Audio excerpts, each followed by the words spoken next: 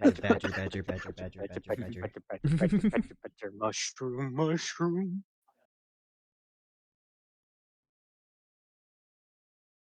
The second you hit go live, I just get smacked with an ad. How bullshit. Fuck you, pre-rolls. Funny thing is that I have it set up to not do pre-rolls, and I guess they just decided, fuck me. Oh yeah, no, they can still decide to do whatever they want. Yeah. But all I see is just commercial break in progress because fuck you. I'm not watching your shitty ads.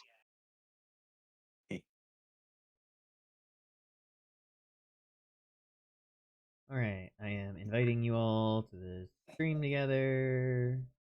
Alright. How do you trip over a table? I've done it. What are you dark. talking about? I mean, it's dark. yeah, if like the table's low enough. Siegfried Watson, thank you for the follow. Just started. Hello. They're ready. Yeah, Like the Zenfa. Hold on. Nice. Hi, Maki. Hi, Rai. What are you vicing at me? You were double broadcasting. How did I do that? I don't know. I heard my voice too. I don't think that was from me. Oh, it might have been clipping through someone else. Yeah. Wasn't me because I heard it. I don't know. I just noticed the additions that Snow has made. Yeah, I gave Oh my everybody little gosh. additions. I got an eye! Hooray! Yeah, there's a little eye on Rex's plate. There's Sakura blossoms for Astrid. There's a Wolfsbane flower for Lurik. And there's blood dripping out from underneath Moss's cup. Good job, Moss. I like how Rax and freaking Astrid get, things that kind of fit thematically. Meanwhile, I mean, all of these kind of fit thematically, but it's like, oh, there's much more negative connotations associated with Lurk and Moss. Yeah. Whoops. Moss would be if you came up to the table and saw his cup with blood coming up from under it, and you tried to be like, so like, he would just pointedly not acknowledge it. I don't want to talk about it. Just like picking up his cup and just sipping from it, just like staring them in the eye, just like, so how was your day? It's like you're not gonna talk about it. It's like, oh, my day was pretty well. Yeah. Like read a book. Not even talk about what. Just no, it was pretty good. I went out into town, and it's like, yeah, that's great. But what about? But hooray for you being my problem, Siegfried. And as Rai has redeemed, I want you to know that you are important. You are worthy of love and care and attention. I hope nothing but the best for you because you matter. You are important. Take care of yourself. Be good to yourself. And love yourself. Yeah. Yeah. Also, hi, Cornet. Well, hello, everybody. Welcome in. Hi. Come on through the door. Oh, my Say chair. hello. I get it. I don't either. You snibbing. I hope I am matter. Otherwise, my chair would explode from me being antimatter. Get out. I just look at the redeem now. Just you matter. Me matter? You matter. I matter. I certainly am. She, we matter.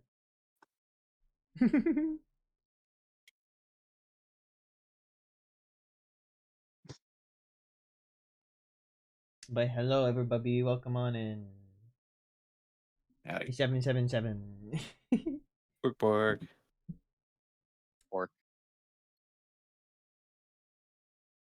I'm outside now. What do I do? Outside. Why? Yeah, because I told them to get out. Oh. It's cold. Yeah, it's got in the last day or two here. It got quite chilly.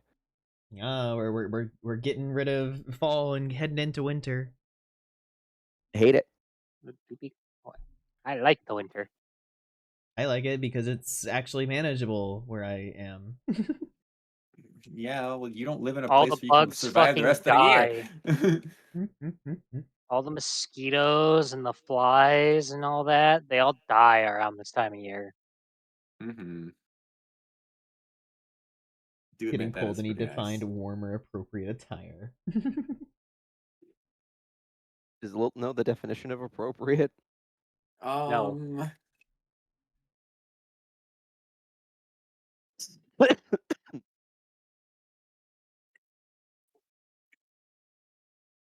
We cuddle for warmth in the hive.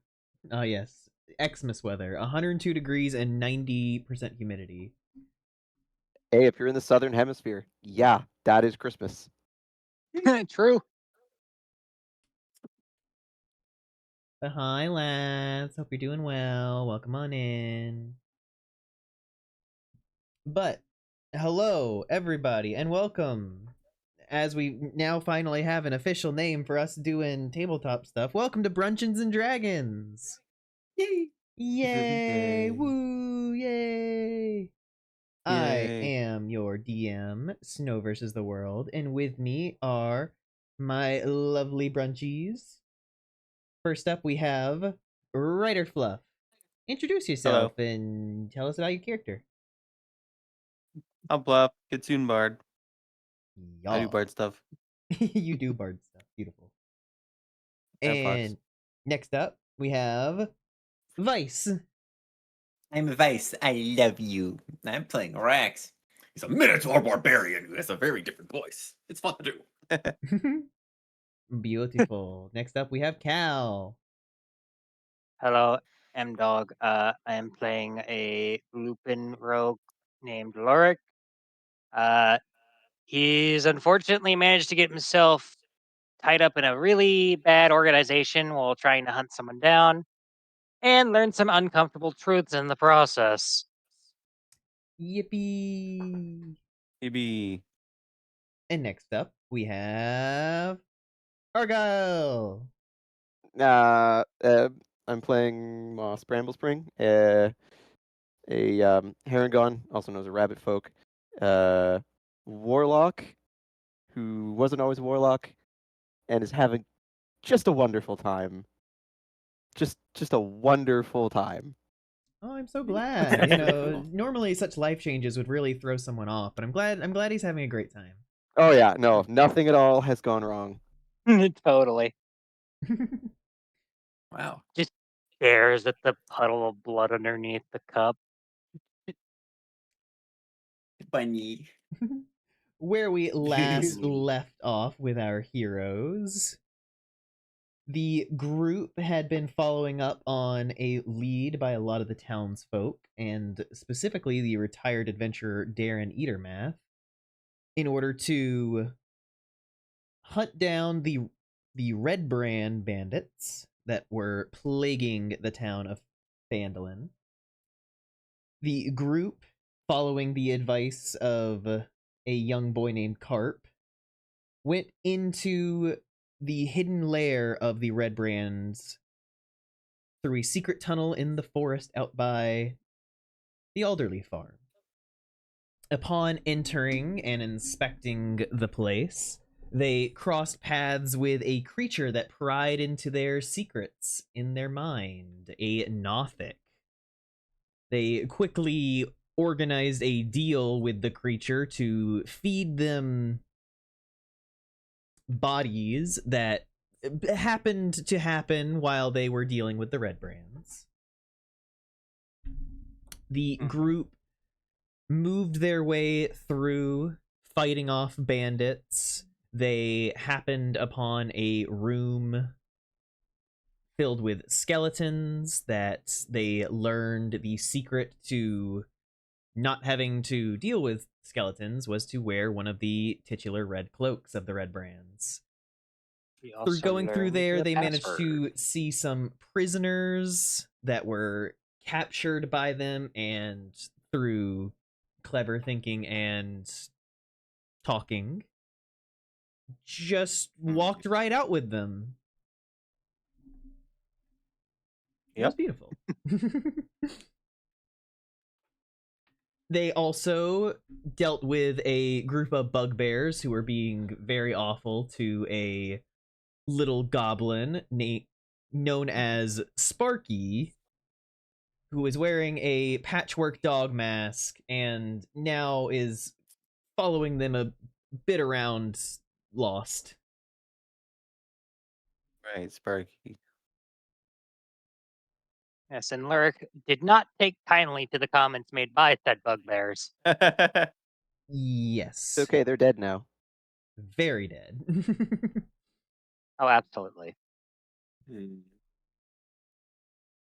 Sparky managed to show them to a secret door, which was seemingly the only way to get inside of the leader of the Red Brands, Glassstaff's laboratory and room. And as they entered and began moving through his stuff inside of his little room, they found information letters, banners, which all pointed to Glassstaff being Iarno Albrecht, the spellcaster that Sildar Hallwinter was looking for. Though Sildar is not looking much anymore because of His untimely demise. Yeah, where is Sildar? Yeah, See him since we left. Moss, would you happen to know? You said something about going to a farm in upstate New York. Gwent What is in a New I don't know York? what any of those words mean. Except farm. I know that one. The same And farm dog. that I heard that one too. it's the same farm that all your family dogs go to. Oh. That explains a lot, actually. Never mind. Okay. Lyric just My squinting goldfish. harder. What do you mean by that? But after discovering this information and a few extra odds and ends inside of the chest, a white rat scampered out from underneath the bed and rushed towards the door into the laboratory, very quickly stopped by a javelin from Fucking Rax. obliterated it. And as everyone quickly tried to discuss amongst each other what the best course of action was with dealing with Glassstaff, he stepped through the door and immediately began trying to negotiate with you guys. Last time we had to end it a little bit abruptly, so Because we will the illness took me.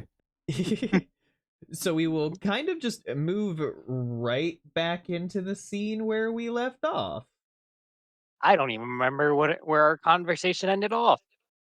It had gotten to where he had stepped in and been like, "Hey, you're looking through my stuff," and we were like, people were arguing back and forth about like, yeah, well, you're being evil, and then it was like, guys, before he cast the spell at us, Sildar sent us to find you, and he was like, and then the illness took me. But yes, as the four of you stand there, Glassstaff drums his hands along the titular staff, kind of eyeing you all. Titular.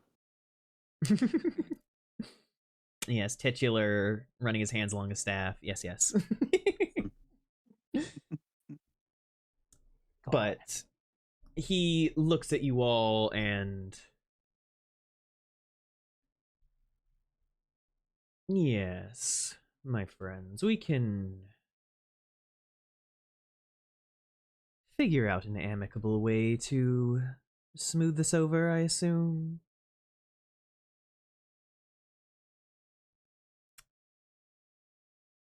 I mean, guess we don't have to resort to violence. There's been enough violence as there is.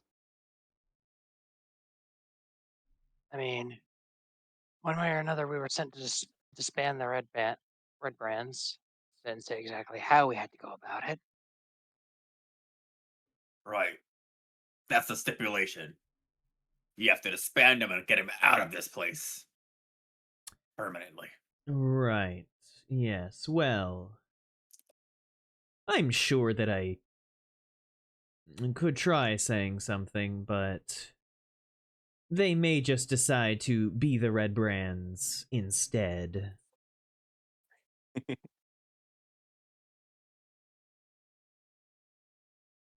I have no illusions about the kinds of people that I hired. So we're probably gonna have to deal with the remainders after all. I mean, you could always be free to try it. I'm looking to get out of this situation as cleanly as possible. I am a researcher, not a brute. What exactly are you researching?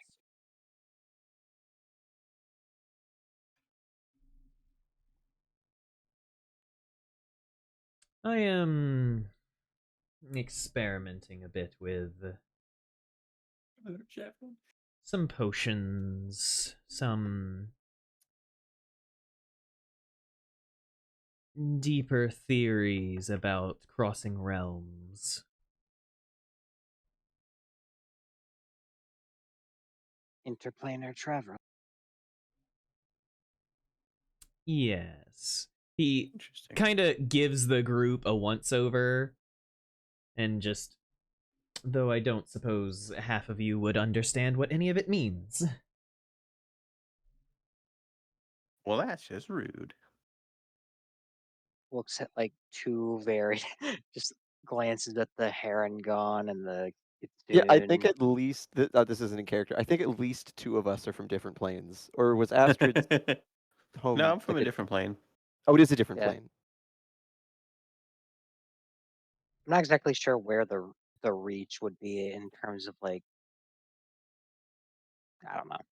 It's part of Faerun. It's just a northern region. It's Okay. not its own plane. Okay.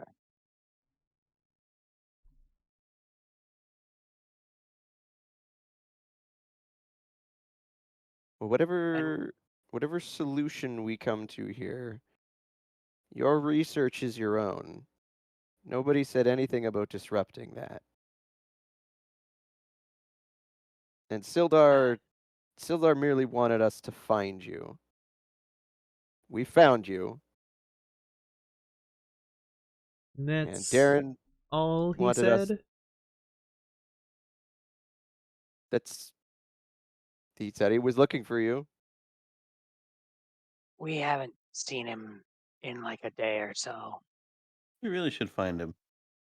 I spoke with him last night with Darren. It's where you found me at the farm. We were swapping. They were telling me stories. And did Sildar happen to say where he was going? Said something about returning to Neverwinter. I see. Well, that's odd. Still, he never really said what he planned to do once he had located. He gestures towards Glassstaff. His friend over there.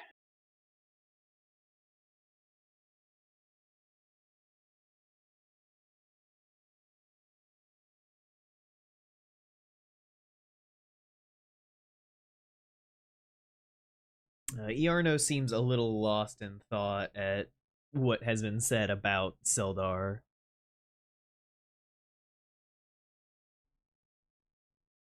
He pauses for a moment, blinking a little. Gonna roll something real quick.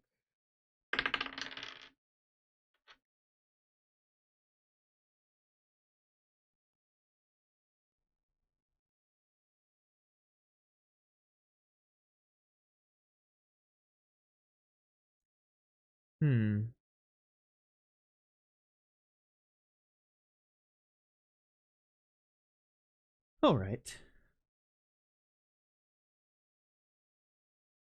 You let me gather my research and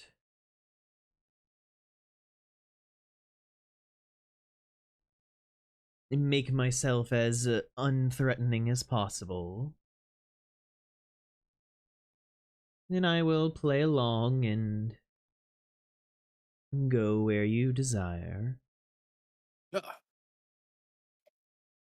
Very well. Yeah. We'd prefer not to come to blows, if possible. The If you matter of value the my rest of health. the matter of the rest of the red brands, I have a feeling that their boss walking in and simply telling them that they're closing up shop, Not gonna go over well. something tells me that that won't simply resolve the matter. Why not? He's the boss. They have to listen to him, don't they? You would It's think not that. quite that simple. Oh, my large fellow. There is such a thing as... There's honor among thieves, but there's also the nature of them as well, and the nature is to prioritize benefit.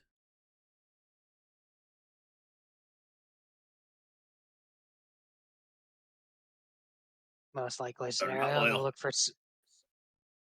They're about as loyal as, or as their loyalty. I can't fucking speak. Sorry. Yeah, good.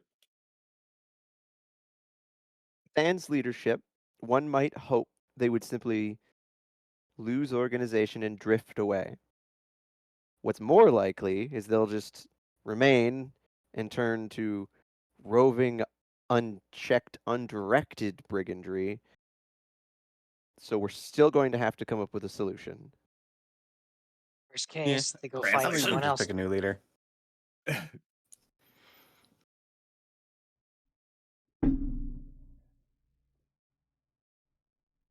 You're using a lot of big words again, Moss. I appreciate it, but I don't understand it.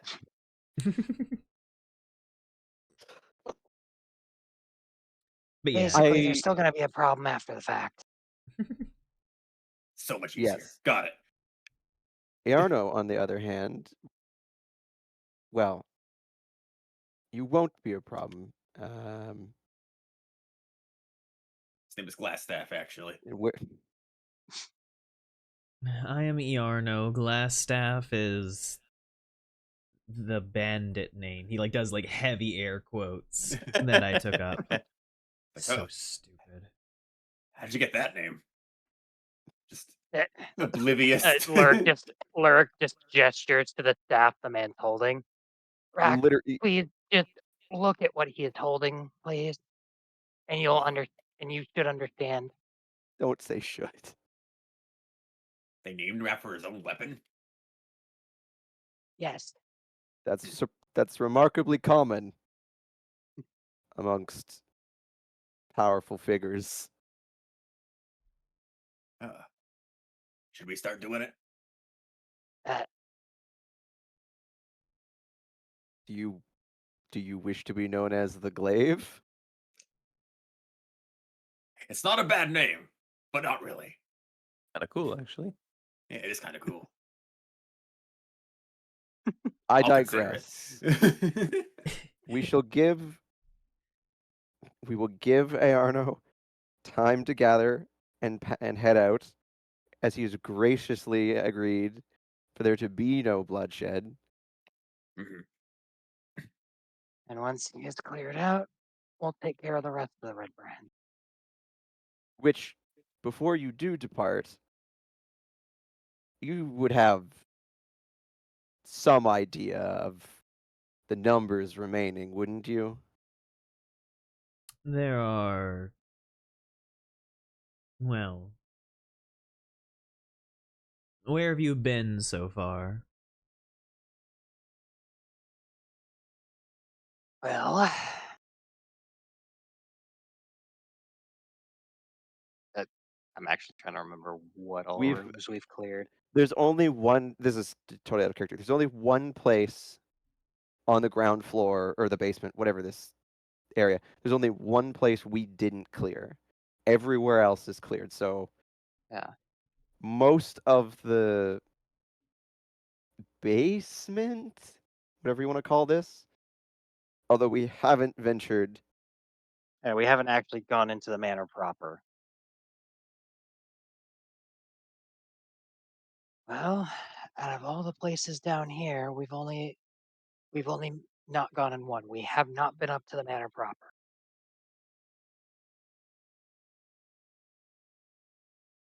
The one room we haven't gone to, all we could really hear was people talking about gambling. 3 in the first room, 2 that we didn't kill, 3 bugbears, 4 at the tavern.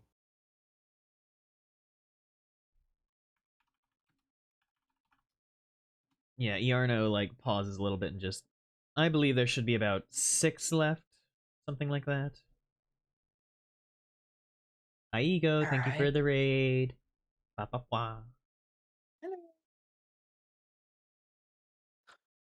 Lilt, stop projecting your fantasies.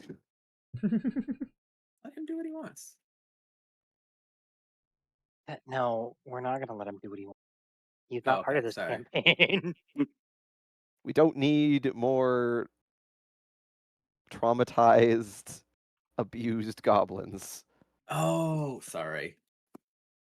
I forgot. All right, 6 left. So I don't. We could take him. I mean, those are good odds. Might be best Yes, you to. all busy rule it out. yourselves. He kind of gestures and turns back to his laboratory, going back in to start grabbing up notebooks. Well, let's leave him to it.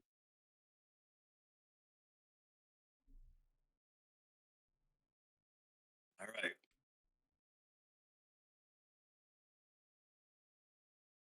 And I assume the consensus is we're going to go finish clearing out the red brands. Well, makes sense. Yeah, that is probably what we're going to do next. So, would it... at any point here, did he, at the mention of, did he indicate being familiar with Darren Eatermath?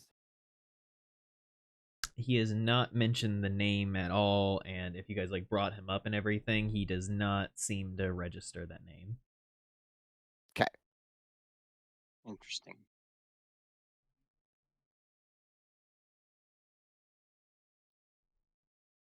All right, so back up.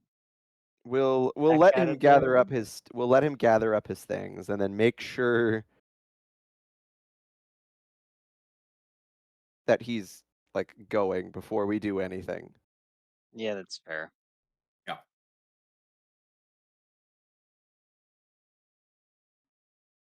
Fine, Bluff. But yeah, he like is busying himself with gathering up notebooks. He knows he can't take his whole last setup, so he's just grabbing some of the more expensive like reagents and everything and tucking them away.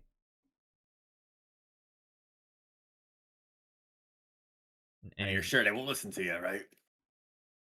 I mean, as I said before, I could try. If anyone's willing to listen, it's less people they have to kill.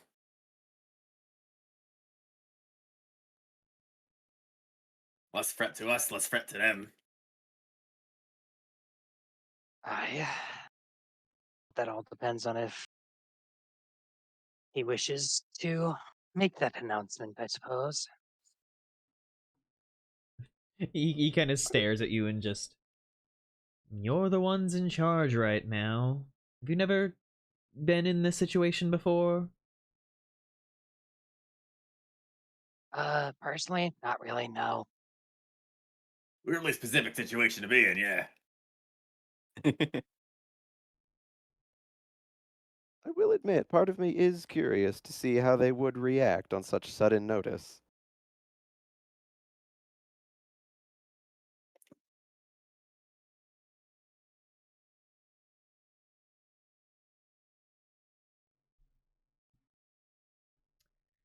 And as he gathers up everything and tucks it away into his robes and all that, he walks over to the door that was barred to entry and shifts aside the bar, opening it up to step across the hall to where the door into the room where everyone was gambling is. Oh, that's right, because they are. Yeah, they're like right across from each other. We just had to go the long way around. Mm-hmm. Oh, can I ask him one more thing? Yeah, he is available for questions. Yeah, I just want to ask him. Oh, where will you be going after this?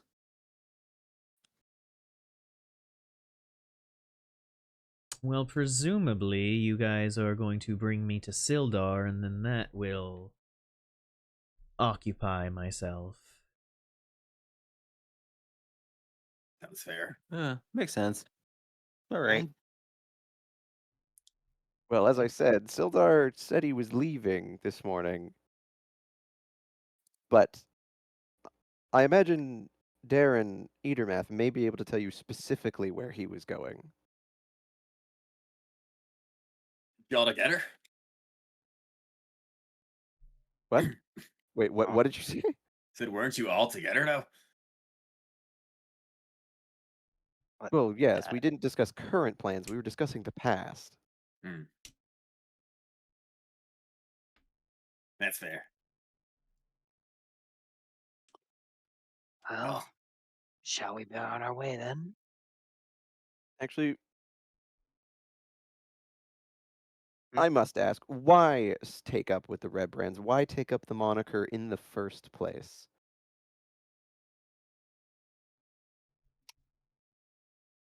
The group that I associated with previously both did not pay well and did not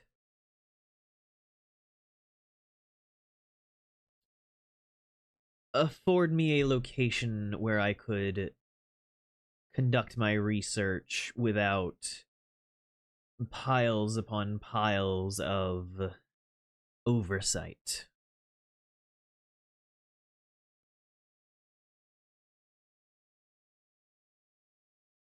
Suppose that's as good as a reason as any. I'm the Free, boss free of to pursue your trade. And, I'm the boss of bandits, and they'll leave you alone. will become your own boss, and there is no oversight. But Exactly. where then does the Black Spider fit into this? Because those bugbears proclaimed to be in They did his say that. his employ, and didn't state having a very high opinion of your lot. Yes, the Black Spider. He was a benefactor of a kind. He desired that we keep the population of Phandalin under control, keeping them focused inward instead of outward.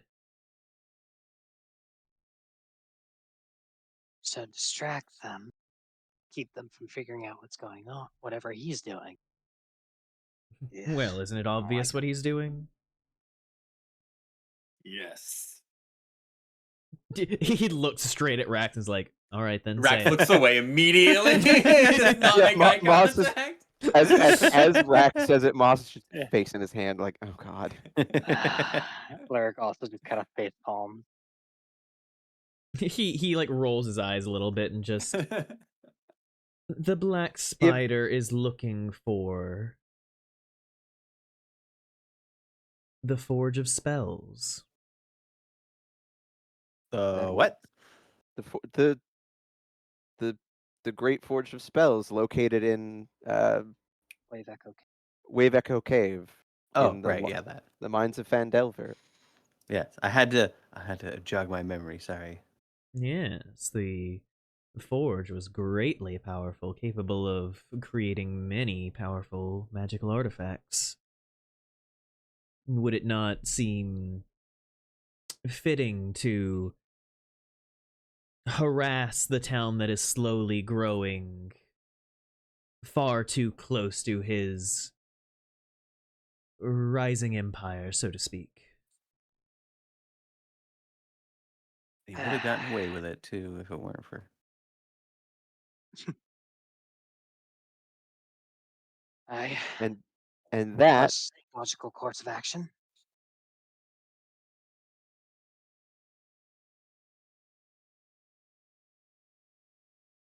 And that is what our erstwhile dwarven friend knew about. Yes, indeed. Not to be confused with the Forge of Smells.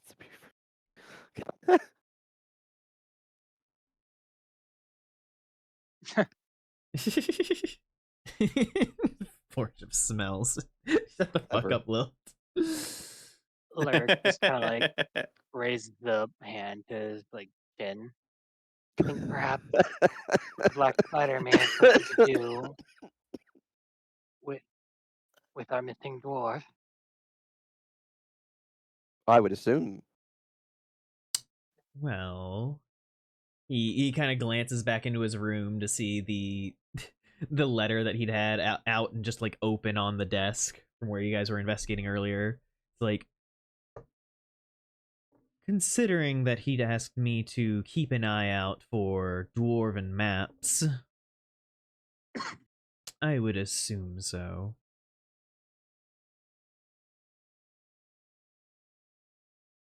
Aye, this may bode ill for our dwarven friend. Well, so long as he proves useful, I should think he's actually quite safe. But Yes, but for how long? time would strike me of the essence. And given the sudden change in arrangements, I think it best, although this is most likely obvious to you, that once we're done here, it's probably best to clear the area before he hears of this. Yes. I do not wish to stick around. Might be a good idea.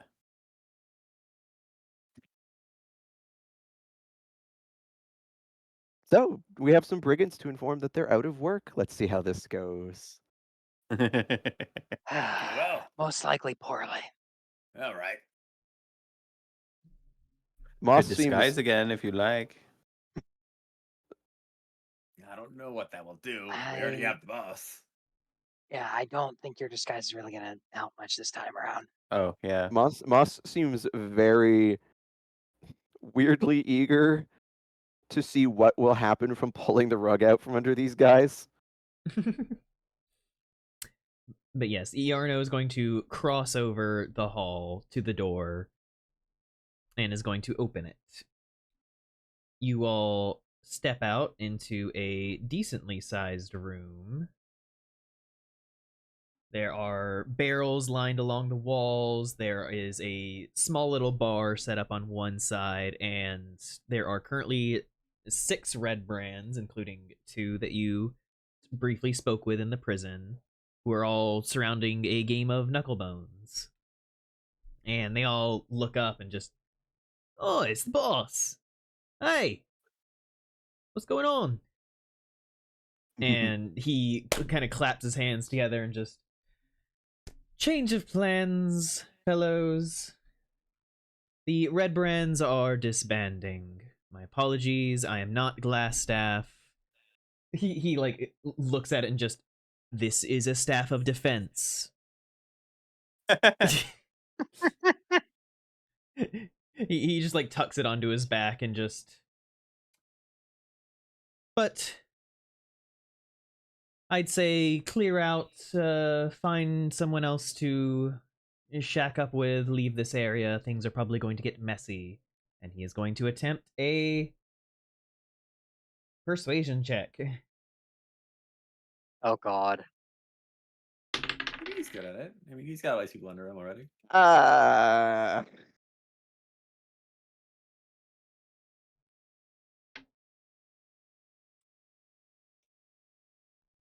So Yeah, the that'd be a moment real that sneaky wizard. he gets those words out, the bandits immediately all leap up to their feet, like grabbing for their swords, like, what the fuck do you mean? And the moment that they do, he glances back at you guys and just, I'll let you take care of this. And Misty steps out. Moss is just grinning, yeah, that went out to about how I expected, but it was no less entertaining. Everybody roll initiative. Lurk kind of like Yeehaw! Just like full to on the buries his assembled face in his hands. group of bandits. Just sorry, chaps. How the cookie stems the breaks. Wait, I think I might be stupid. When you have a class skill, how many points do you put into it again? Is it Sorry, what 3? was the question? When it's a class skill, how many extra points do you put into it again? What do you mean a class skill? Or you put an X on the skill. You add your proficiency bonus. The X means you're proficient. So normally, take, in your case, athletics. It would be, if you're not proficient in athletics, it would just be whatever your strength modifier is. If you are proficient, it's your strength mod plus your proficiency bonus.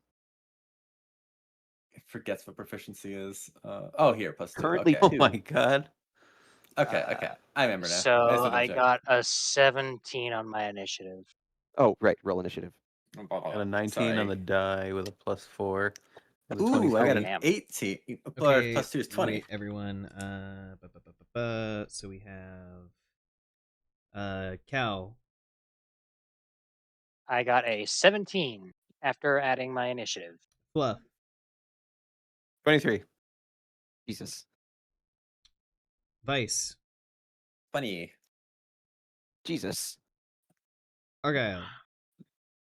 I also got a 17. I mean, yeah, we kind of did just know what was going to happen, essentially. So we were kind of prepared for this outcome. Okay, time to roll initiative for them. Also, matter of fact, have we seen Moss casting spells yet? The only we've seen him raise hands. No. He's only no. done Toll the Dead so far. Yeah, he's only used Oh my gosh, Library of Jing, thank you for the raid. Hello, welcome on in, everybody. We're starting combat. Hello, folks. Rolling initiative for some Red Ran bandits. Yes, Fluff. The only spell outwardly I cast Eldritch Blast once at the very, very, very beginning. He has cast Armor of Agathis on himself. Oh, yeah. Otherwise, it's just been Hex, which is a very subtle effect. So what he's doing is not super apparent, and everyone, his actual attack spells have all been Toll the Dead. So as far as anyone knows, he's just looking at people and they're dying. Yeah. Oh boy. Rax just thinks he is ultra powerful at this point. Meanwhile, Lurk is still suspicious of the fuck up this rabbit. He's like, I don't trust this rabbit. Something screwy about this rabbit. He's a Fey rabbit. For all you know, they can look at people and kill. Thank you, Library of Jing. I appreciate that. I'm Snow versus the World. I do variety stuff. On Mondays, I DM Dungeons and Dragons for these dorks. Yay. Hello, we're the dorks in question. Indeed. Doesn't it mess up the raid bonus? The what? The what? I don't know. I don't know how Twitch works nowadays. It changes every other day. I'm focused on doing what I do best, being a fucking goober. Goober. Okay. At the top of the initiative order is Astrid. Who would have guessed? Hi, there are currently 6 bandits all standing around a table about like 10 to 15 feet away from you guys.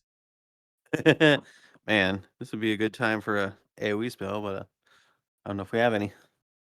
But I left those in my other pants. Yep. There's 10 to 15 of them?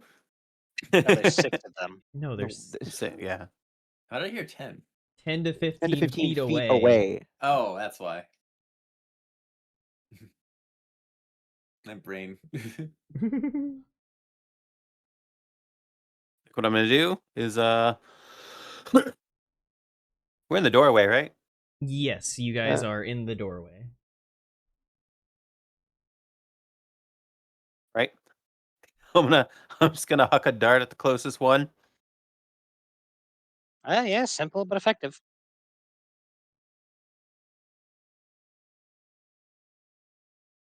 16. Okay, yes. 16 will hit. Oh, whoa. Go ahead Which and roll door did we? damage. Wait. The one that was directly across from the workshop, so the northern door. Ah, we're at the very top. Okay, got it. Yes. 1d4 plus 3. 2 plus 3, 5. 5 damage to the first little bandit. As a dart just like scrapes past his face, just ripping the skin off of his cheek. Ooh. Ouchie.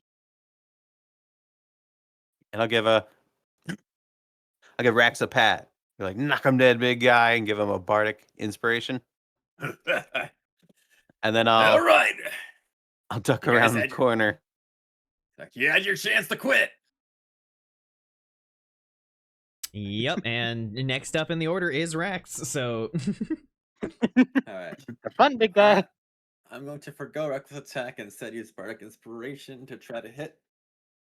Well, I rolled a 14 as the base, so it might be okay. That's not bad.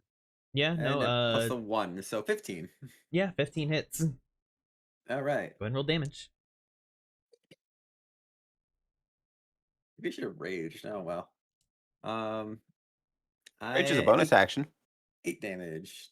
Yeah, but I already kind of attacked. I feel like that's a little late for that. I mean, there's 6 people looking at you. It might reduce the damage. Okay, fine. If I'm allowed to rage, I'll preemptively rage before I attack. Yeah. Okay. So it'd be 10 damage then. Oh, yep. 10 damage. Like, Nice. It's like, you should have quit when you had the chance. Yeah. Just slamming down on this on this guy who was just having a good time gambling just a little bit ago. These guys are not having a good day. He should have stood down. All right, next up is one of the ruffians is going to damn, run what did they roll? over. Thank you gracefully for the follow. Is going to run over 2 Rax who just smacked their buddy and is going to make some attacks. Oh boy. Okay. Does a 17 hit? Yep, I have 15. All right, I'll go ahead and roll for the other one. 21 will hit. Okay, so that is...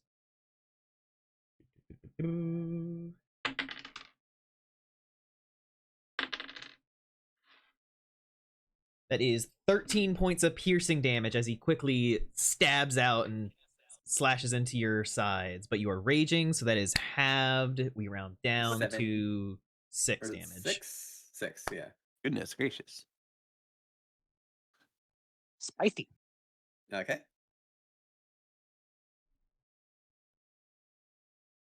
All right. Contestant number 2. Next up in the order is one of the guys in the back who is going to... I mean, yeah, they only have short swords, so he's gonna run over to another little part in front of Rax and swing. All right. Again, it's 15 to hit. That misses. That's the same exact thing, so that misses as well. He tries to lash out, and you just bat it aside with your glaive. Like, no! We're winning this fight! All right, next up in the order, it is tied between Lurik and Moss. What are your dex bonuses? 2. Do you mean like the modifier? I assume. Yeah. Yes. The modifier, yeah. Also 2. All right, then Oh, both of you fuck's roll. Roll d10s. That's a 15. Also 15. Roll Oh! again. Stop!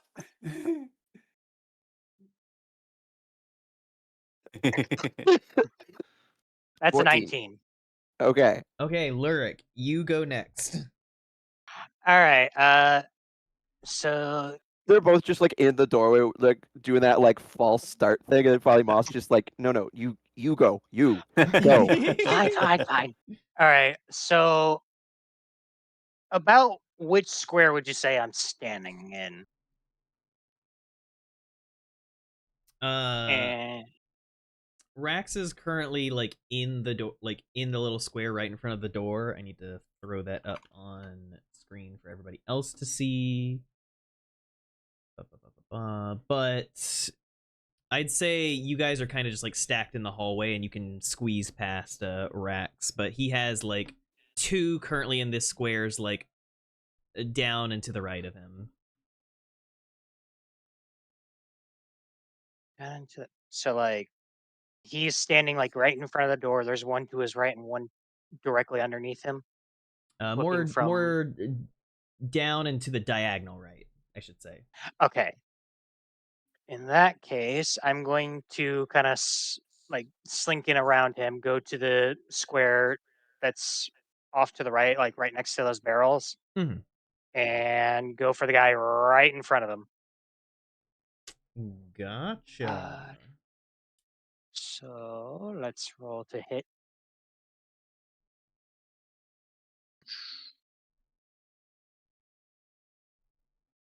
And I add what? What do I add to the hit die or whatever? That is your dex plus bonus dex. and your proficiency. So what's your dex? It's 2. Yeah, my dex modifier is 2 and my proficiency bonus is 2. So you get plus 4. Plus 4 to hit. Okay, so that's an 18. I assume that 18 will hits. hit. All right, Roll your and damage. I'm also going to be using sneak attack because of course. Yeah, because you're right next to Rax. Is so. 2. And then a 1d6.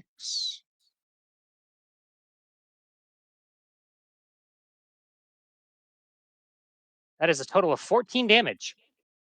I rolled an 8 and a 4. Nice. Yeah, this guy is barely hanging on. He immediately regrets his choices, but it's too late for that. Next up is Moss. I darn ya. Okay, so there's 6 of them. Yes, there are currently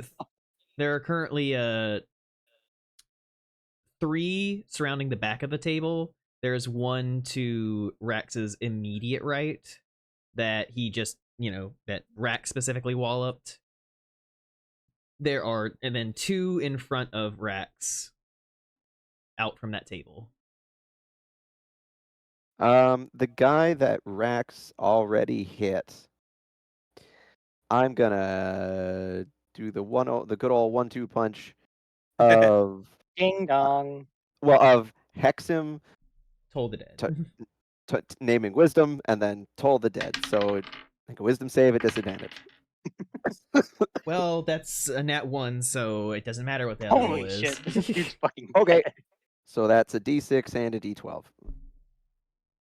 That's a D10.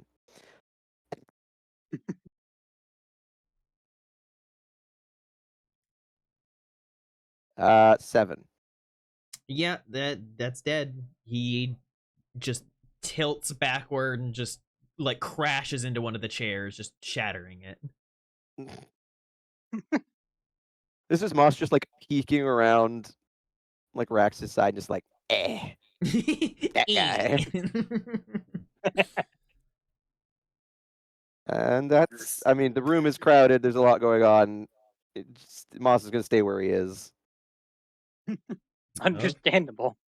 Of course. So then next up is the one who'd gotten hit by Astrid. Got a little bit hurt. Huh? But he is going to... Yeah, there's a lot of people around. How much movement speed does he get? 30 feet. Oh dear.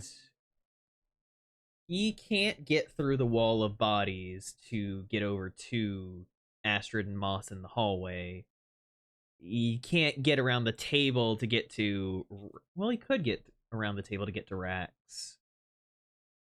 Because that guy just died. Yeah, that's what he's gonna do. Okay. So he's gonna run up to Rax, and... That doesn't do it. That doesn't do it. And he misses both times. Whiff, whiff. Next up, we have one of the ones in the back. Let me roll just a... Yeah, no, he's gonna turn tail and run towards the other door, just like, not worth it. This guy's fucking gone. All right, that's one less thing we have to worry about. Somebody with a lick of sense. Finally. Because they're throwing our lives away for nothing. And then we have the final guy who hasn't gone yet, who rolled a nat 1 in initiative. Oh. He was very, like, he was kind of like a little bit, like, busy drinking and, like, kind of sloshed. Yeah, dude is so drunk. when shit was happening, it took him a little bit to be like, right, my sword, fuck. And so he is going to slightly drunk. He is going to run over next to the barrels to swing on Lurk because there's no other space to be able to join the fray. All right. That doesn't do it. An interesting plan. Does a 18 hit? Yes. All right. That is 5 piercing damage as he clips one of your shoulders. Ah, bastard. All right. Back at the top of the order, Astrid. Yep. I'll poke back around the corner with one of my darts. And I'll say to them, I'll be like, we killed everyone else here. Your comrade just ran. I'd advise you to stand down. Make a persuasion check. Roll. Oh, God.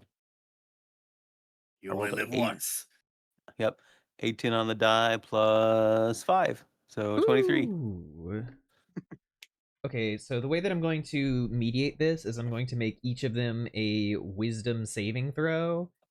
And if they succeed, then they have the willpower to keep going.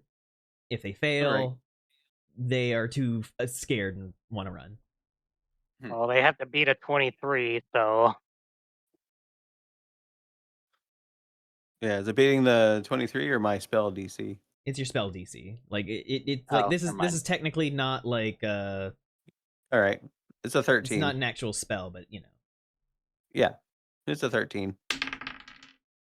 Okay, that one succeeds. That one succeeds. That one succeeds. That one fails. They are Okay, so the one that had got really fucked up by Lurik, who's at 2 HP, he's just like, no, this is not fucking worth it. And he is going to turn tail and try and run. Oh, so I almost one-shot that fucking guy. Yeah, no, he's not doing good. Stop them from getting away. I mean, that is the thing of, like, both Rax and Lurik are in range. You could attack of opportunity him if you wanted. Yeah. And like glancing yeah. at Mark, like, what do we do? No? All right. We'll let him run. All right. Think you're gonna leave him alone? If you want to go for him, big guy, have at it. Rax is just going to just kind of roar after him, and like, never come back. Yep, that is 2 that have fleed, and the rest are going to remain. All right. All right. Next up in the order is... Oh, no, Astrid, you still have the rest of your action. That was your free thing. Oh, okay. Yeah, you just tried to I was wondering. them. I was wondering about that. Well, then I'm gonna be like, huh. So be it. Huck a dart at one that hasn't taken damage. Go for it. Roll hit. Right, roll dice. 6 + 5, 11. That does not do it. Fuck! Duck around the corner. Yeah, the dart like whips past someone's head, like it lands into the knucklebones table. I missed. All right. Next up, one of the bandits is going to once again try to swing on Rex. I thought Rax was next in the initiative order. I thought. Wasn't I? Oh yeah, no, sorry. Yeah, you're when right. Astrid You're and right. Rax. You see, this one's gonna swing on me? Okay. You currently have there is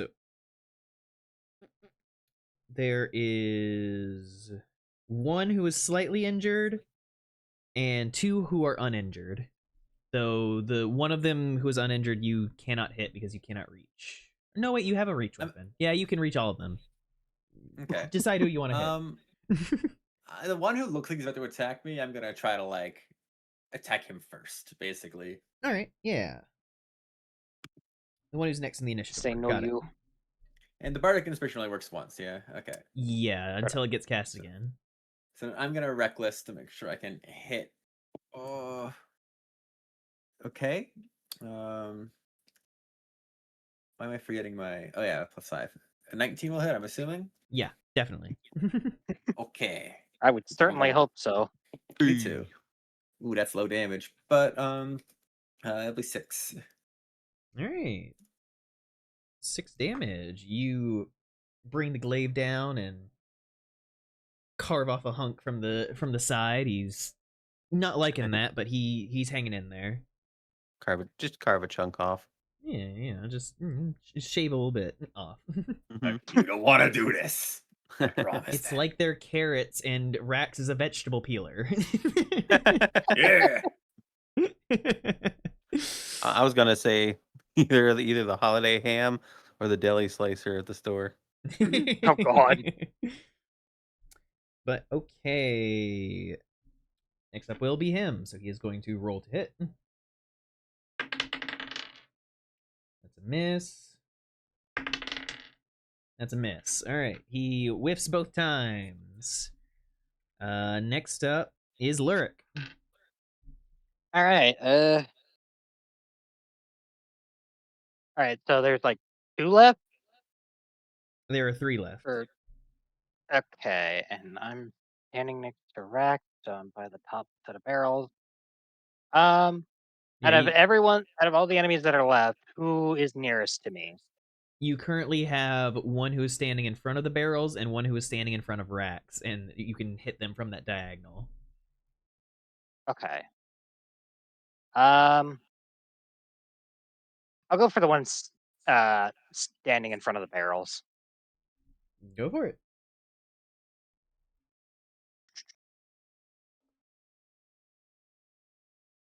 Hey, look, another 18. Let's go. Yep, that'll hit. Roll your damage. All right. Damage. All right, 1d8. 2. That is 6 damage. Nice.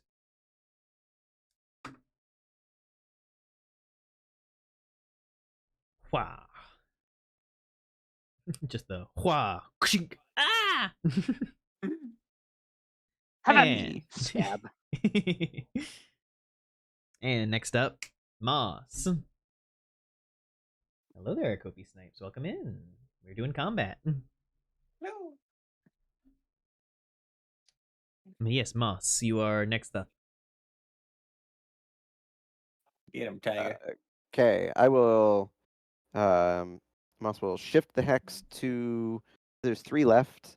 Are all 3 of them Yes. injured? All 3 of them are injured, and they all look vaguely around the same, like, damage. It doesn't really matter which one then.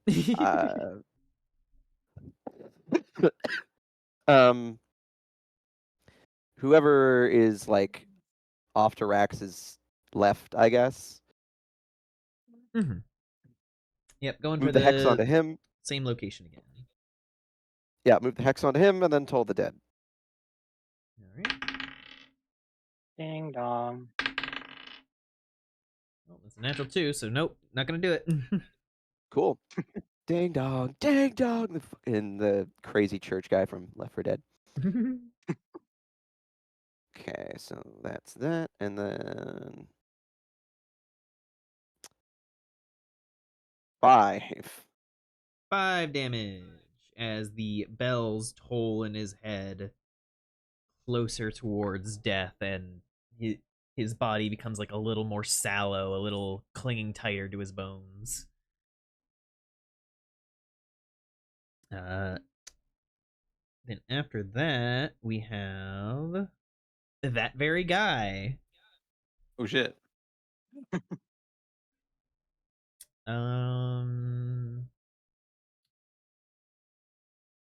Yeah, he's just gonna keep going for Rax because Rax is kind of in the way. Yep. That's my job. True. That one definitely hits. That's a nat 20. All right. Oh, Oh no. good thing you're still raging. Yep. Good thing I did that. Okay, so that's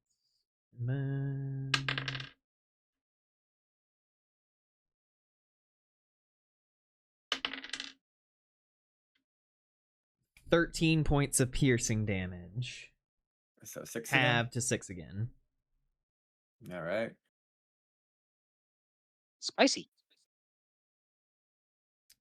All right.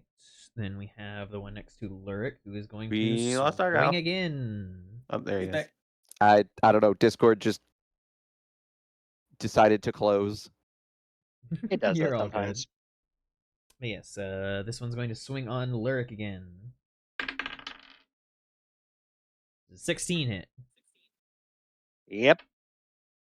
And that won't, so it'll just be 1 attack. 7 points of piercing damage. As he punches it in between your ribs. What is it with people putting holes in me today? God damn it. You're very like stabbable, I guess. Not a very good trait what to a be, compliment to give unfortunately. someone. Just you're very The crunchiest stabbable. bones. You just look Like stabbable. as he gets stabbed, he just kind of snarls at the one that attacked him. The guy's drunk and he just kind of like laughs a little, kind of uneven on his feet. Next up in the order is Astrid, back at the top. Yeah. Yeah. The one that just hit Lurik. All vicious mockery. All right, so that is a wisdom saving throw. Yep. That is yeah, that's a 9, so that's not gonna do it. Uh-oh. I rolled a 4 on the die. All right, 4 damage. Yep. What do you say to him? Quit I'll stabbing be holes in like, our dog. you should have run when you had the chance. Now you'll die like the rest. Yeah, in his drunken state, he's looking at the other bodies and kind of looking a little green around the gills as that psychic damage is dealt them. Back in the hiding spot I go. All right, next up, Rax. All right. We're gonna go back for some more revenge damage then, because this guy's making me upset. Plus, I don't even need reckless. I rolled an 18. Oh boy. Yeehaw! Yeehaw! Wow! Oh, I Yippee! did forget to do I did forget to do a damn it the advantage because you're recklessing. I'll remember that next time. I'm not gonna undo anything. If I did roll twice. Well, they have multi-attack. That's why I'm rolling twice. Oh, okay. So that's a good number. That's a 9. So that's 14 damage. Yeah, how do you want to do it? Oh my goodness. Hey! Let's see. Just kind of like impale him and then flip the glaive up to like kind of throw his body off the glaive and into the wall. Like just kind of flame across the room. Yeah. Yeah, his body is just limp and just wetly smacks against a wall. Oh, he's so fucking dead. Yeah, that guy is toast. Because of that, Lyric, you're up. All right, the guy that just stabbed me. I'm going for him. Go for it.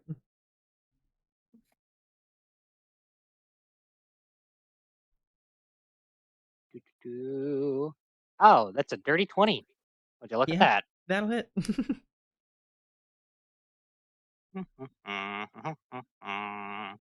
then the D8 plus 2.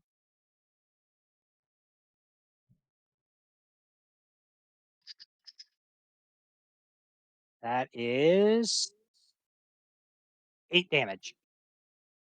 How do you want to do it? He'll just kind of like snarl, just fucking pounce upon the man and drive his rapier through his chest. Yeah, the poor guy shudders and stops moving underneath your weight as his last moments were drunken, scared, and miserable. Listen, Lyric has gotten stabbed like 3 separate times today now. He is done. I think it's actually a lot. Done. I think it's a lot more than 3. I don't know. He's lost count at this point, but either way, he's fucking done. All right, Moss. So there's one guy left. Yeah. Yeah, that man is getting hexed, and that guy. Oh, he's already hexed. Oh, it's the same guy. Yeah. Oh, okay. So then, yeah, the bells will ring for him. Ding dong. As he sees all of his friends now deceased.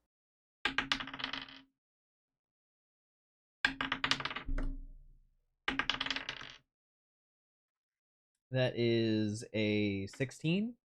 At disadvantage? Yes. Yeah. Damn. Yeah, he rolled decent. All right, he's gonna get one last turn of trying to throw hands with Rax. All right. Dude is stubborn. I'll give him that. Make it count. Yeah, so that one definitely hits. Yeah. That one does not. I'm assuming a 14 doesn't hit. No. I think I have 15. Yeah, right? so just one. Yeah, 15. One hit lands. Okay. So that is 4 halved to 2.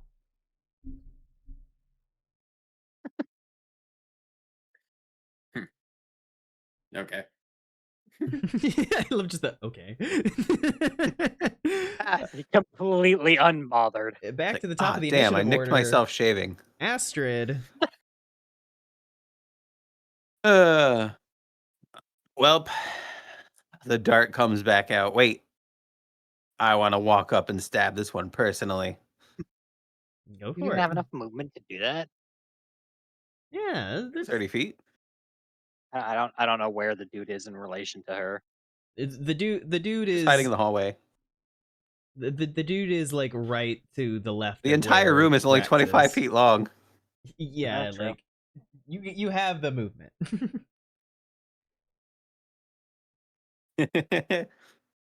So I didn't know if anybody was body blocking you. Just gonna saunter up and take out my rapier. And 13. That is sadly just barely not gonna do it as My you, hubris! Ah! as you go to stab forward fluidly, and he just like just barely dodges as it like grazes past his ribs. And he's just like breathing heavily at this point, just the most locked in he's ever been. It's okay. Not If I know only did anybody he got me, big survive guy the got me. The bells he has survived, and now he has cheated death once more. Yeah, Rax, there's one guy left. All right. I guess I'll reckless because he's probably not going to hit me. I also rolled a natural 1. And 18. Yep, that'll Good hit. thing for that reckless. He's like, maybe this is a good time to just go all in with my min damage. Hi, of Lappy. 6. Utu, thank you for the raid. Welcome on in. Hello, hello. Hello. I held him for a min damage of 6. That's how do you want to do it? Ty Lappy. Kind of want to just like a. Yeah, probably just gonna stab him, kill. kind of keep him still. It's like she wanted to stab you, and kind of like hold him out towards Asher. Like, here you go. That's not. I'll just be like, oh, thank you, Rax. Push it right in the middle. You know what? Wow, Ashford went from being uncomfortable with stabbing people to suddenly chill with it. Hey, Yeah, you learn a lot from being in a place like this. I'm very indignant because from our perspective, we walked in, told them to leave, they attacked us, we killed one, warned them again, and they still attacked us. So it's like, fuck it, you want to die? Okay, here you go, bitch. They kind of chose Then death perish. at us. We tried. Then you denied her a kill. I'm like, no. You get back there. Exactly. No. No. You take your beating like a man, motherfucker. It's like, she earned that kill. Let her have it. I'm a team player. Just not on their team. All right, and with that, all the bandits are either dead or have fleed. Yay. The room goes silent as the only other living thing currently around is Sparky and the Nothic in the other room. Oh, wait, was Sparky just following us the whole time, or did we tell him to wait somewhere? Yeah, no, he's just been like gently following you guys and just like lingering in the background. Also, hi, Shapes. That's funny. These shapes, though. I wish he hadn't had to witness that. Gonna look around and be like, is everyone okay? Lurk just kind of looks down. Well, got another fucking stab wound, but you know. I got a few of them. Not as bad as before, though, honestly. Who keeps putting these holes in my damn chest? Those would be the individuals. Well, I have some healing supplies if you need me to bandage you up. Those would be the individuals that we have dispatched repeatedly. It was a rhetorical question. Also, as you guys are standing there, you see all of the amounts that had been bet on the Knucklebones table. Oh yeah. How much we got there? You find 75 copper pieces. Yeah, cheapskates. 55 silver pieces. Oh, we're getting to the good stuff. Actually, a lot. Oh, copper. I was thinking of gold. There. 22 electrum pieces. Oh, how dare you! What? I don't even know what that is. 15 gold pieces. And a set of golden earrings with a little ruby in them, priced around 30 GP. Snow really pulling up the Electrum, just. Hey, that's a book thing. You know, they get all kinds of weird currencies out here on the road. Oh, I mean, Electrum is a valid currency. It's just no one ever uses it because of the way it breaks down into other amounts. I want those earrings. And actually, I know one of us had been keeping a tally of all the other gold we had accrued through the dungeon. Yes. I've only I took a tally I've of the only one I took- looted off the red brands: 15 gold, 28 silver, and 2 garnets. Yeah, I kept track of the one bag that we got from that pool, which had like Oh. 50 gold in it. You probably should keep better track of all the stuff we're getting, because I don't think I even keeping track of it very well. Yeah. I keep track of what I grab. How about this? After session, I will compile all of the money that you guys got, and then going forward, you guys all agree on like a note taker for getting Okay. treasure. All right. I should Yeah. probably be I a note remembered taker, to Argyle be fair. mentioned being a note taker. I kind of assumed Argyle was taking Oh, notes on it. true. Well, the Yeah, last Argyle. time What you got? specifically, I had heard y'all saying one of you was counting it all, and I was like, "Oh, okay, somebody's got it here." Whoops. If everyone's got believe it, that no was one's got Fluff. it.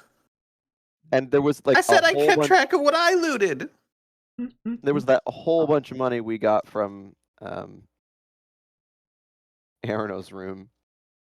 Yeah, Oh, you're yeah, on that was like 300 something. It was a lot.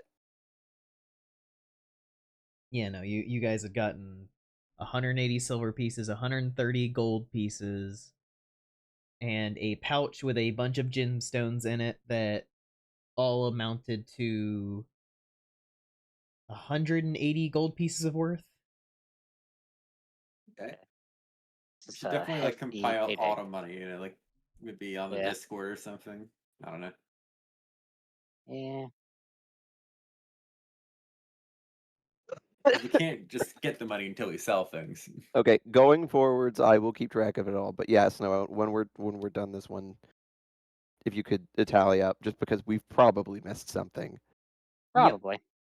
I will do that for you guys.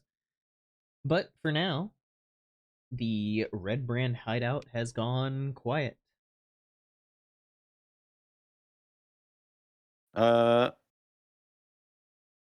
Well, assuming no one wants to be bandaged and whatnot.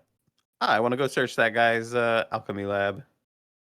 Let's see. I would like to be bandaged. I have like 7 health left. I got Alright. 21 health, so I'm like All right, okay, hold still. but Get out my healer's kit with my bandages and other supplies. God.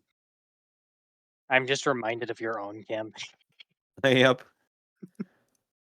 I lost some health, but I'm nowhere near Ashton levels of health. Clean the wound with or Or clean your lurking. outfit anyway with prestidigitation.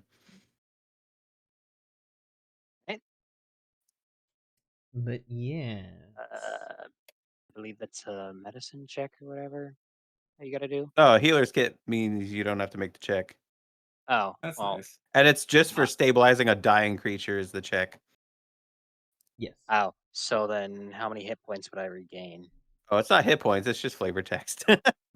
Oh, Yeah, just stopping you Never from mind bleeding then. more. Be But- kind. But Astrid, as you move on into the little laboratory, Uh-huh. you begin looking through everything to see if there is anything notable.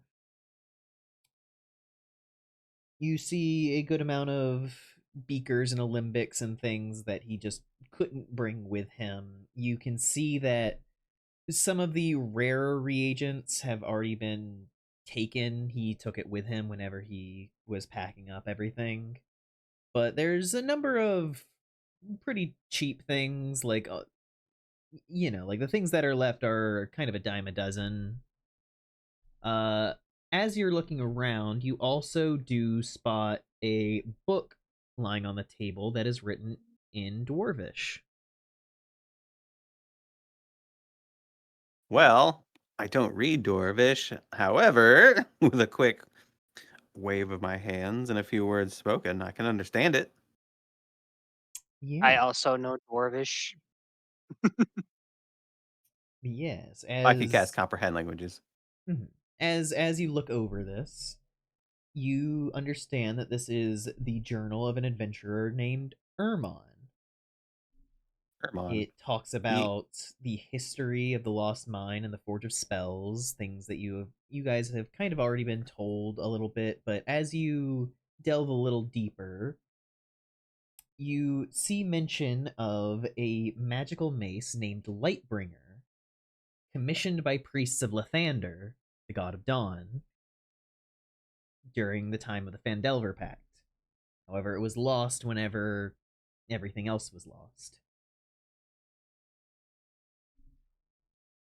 Magical mace named Lightbringer of Lathander. And you said the Phandelver Pact? Yes. It was created during that time. Ooh, interesting. Okay. While she's doing this, I would like to just loot the corpses, see if I find anything interesting.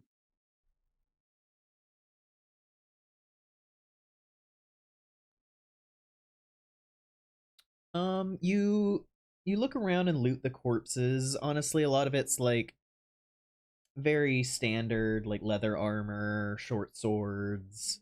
You do look at the faces of the people that you killed, and you realize that the two that you had met in the prison were the two that had run off. Smart lads. Oh yeah, those guys. Aw. Well, suppose we don't have to feel guilty about killing them. They left. So is that all of them then? Well, he said there were only 6 left in here. Any that were outside, we've already dealt with. As you know, everybody's scrounging around and whatever. We're counting on it. There was just 6 left. Moss just kind of goes, none up in the mansion itself. That's quite curious. Oh, did we actually go up there and check? No, we haven't been up there. No, we haven't yet. Well, now that this business is concluded, I suppose that we could. Although there is perhaps one thing left to do down here. A bit of dirty work, as it were. Yeah, as you say that, Sparky has kind of like stepped in, and having watched what you guys did earlier, has already like grabbed one of the hands of one of the guys and started like dragging it towards the stairs. Oh, Right. you needn't. I mean, if you want to, but you don't have to. Yeah, he's just doing it. Okay. Well, Moss will go and assist him. Yeah. Everybody grab a body. And I'll help. Yeah, all right. And you all drag the bodies out of there and bring it over to the little crevice where the Nothic is. And as you guys push the bodies down into the crevice, the Nothic fully pulls himself out, clutching something. Just. Yes, very good work, good food. Temporary food, but this cave's whispers too loud. Need new home regardless. This, and he is going to hold something out to you guys. It is what looks like a long sword that has like the cross guard is a swooping pair of wings with the head of a bird on top as the pommel.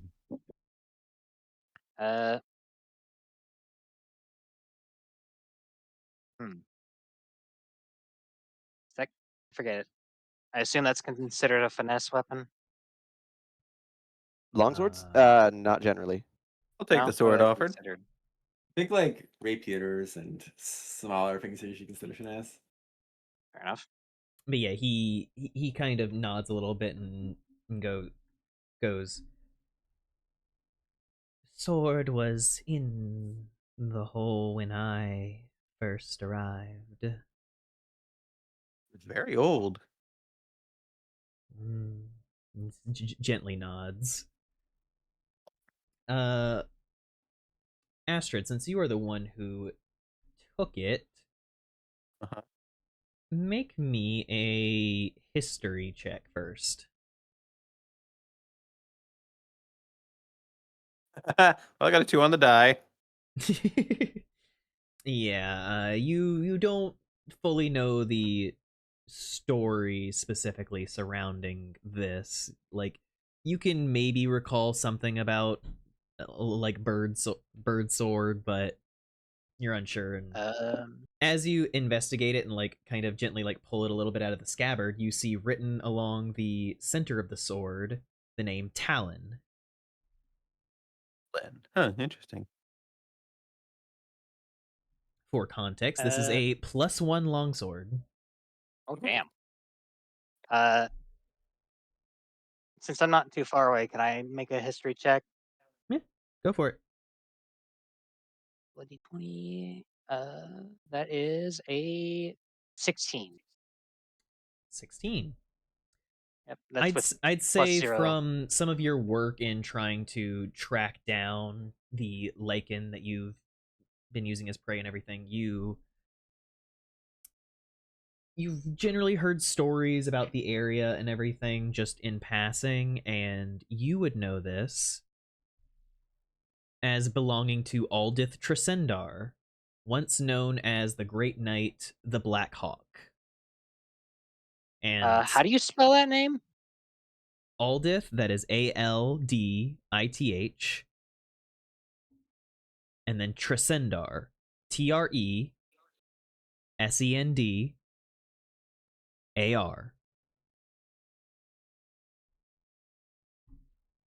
You all would remember that this place is built underneath Tresendar Manor.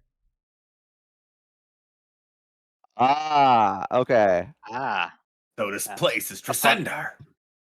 And now, upon realizing whose sword this is, Lurk just kind of perks up.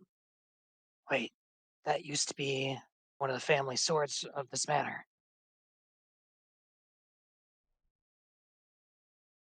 Wonder I how believe it it got. belonged to the Black Hawk. How the hell did it get down here?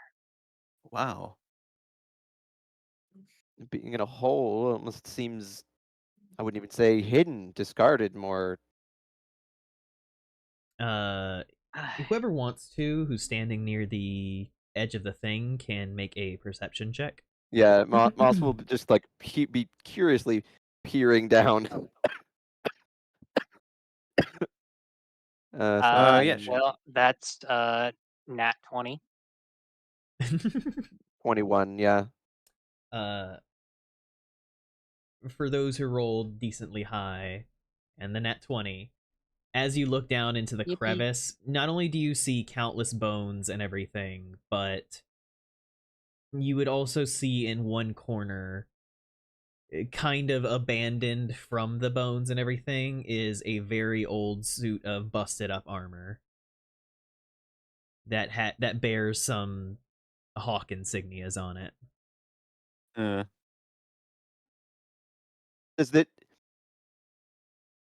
Does this strike as like was interred and then like chucked down there, or like died down there? I think looking at the state of the armor, you would think that Aldith Tresendar maybe met his end down here. And in whatever way that happened. That Nothic is still there watching us, right? Mm-hmm. Beneath his own home. Well, that's... What in the hell could have happened that caused him to die underneath his own house? I'm gonna look at it with my special eyes. Your special eyes, or are you trying to at do what? like an insight? No, detect magic. Detect magic. You would know that this, as whenever you guys first entered and kind of figured out what it was, you would know that this is an aberration that used to be a wizard. So like there is an inherently... No, the armor and the armor in the bottom. Oh no, the armor is not magical. It is merely busted. Oh, okay. Well, the armor doesn't seem to have special properties. It's the worth sword digging up. itself does you have wonder? the little bit of magic running along it that, mechanically is the +1. Yeah. It's like, ooh, good to know. This could be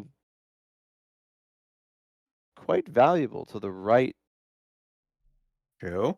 individual. Did we get the Nothic's name? Does it remember its name? True. What is your name? It kind of tilts its head, clicking its claws together a little bit. Name. Moniker, title. Field cannot be left blank. Fang. Fang. This pleases us. So Oh, you Fang? wish to be called Fang.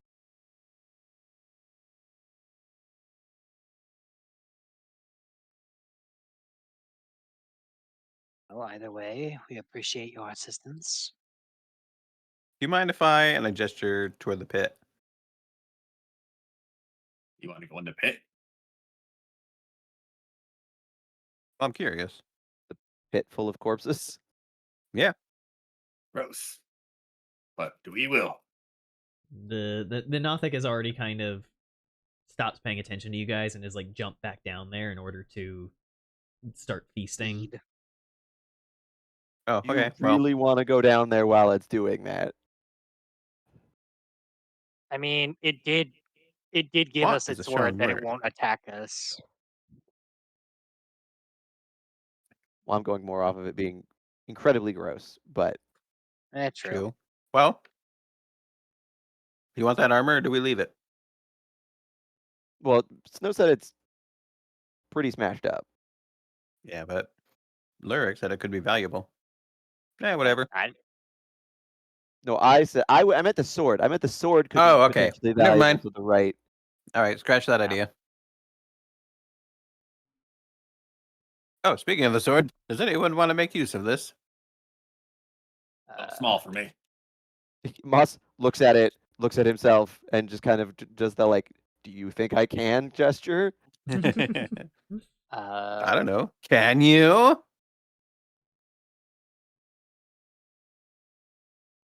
I mean, it's not really any better than what I'm currently using. Oh wait, no, you said longsword +1. Hold on. I mean, I Well, doubt it I can matters really if you use have it effectively. proficiency. Yeah, I doubt I can use it effectively. I do have proficiency. Yeah, it's melee weapon, martial, properties versatile. You can use it one or two handed. It Ah, changes the damage Oh type. man, does it use your strength to hit? Yes. Yeah. It's not a finesse weapon, so yes. All right. Well, The only one of us that could realistically use it would be Rax, and yeah, I don't think he's too interested in that. all right. Yeah, So we'll I feel like it'd simply be a bring downgrade it. from what I got. We'll simply Yeah. bring it with us. Yeah. Yeah. But Just while kinda we're huck it here, in the inventory. I am most curious to explore this manor. After recognizing the owner, I want to know more too. Maybe it'll give us a hint as to what the hell happened here. So yeah, we'll leave the Nothic to its whatever. Yep. And you all head back over to where the stairs were that led up from the basement. And Well, oh, yes. well, before we leave, I'll just do a quick run through with the detect magic that I cast. Like just a quick Just like poke my head in scan. each room to see if I missed anything. Yeah, no, other than the skeletons and the one little crypt, there's nothing left here. Okay, that's fine. Yes, as you head up the stairs,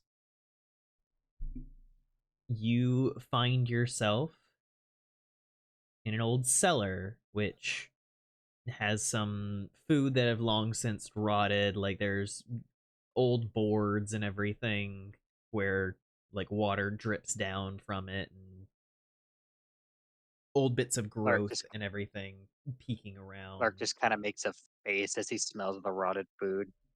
Ugh. Ugh.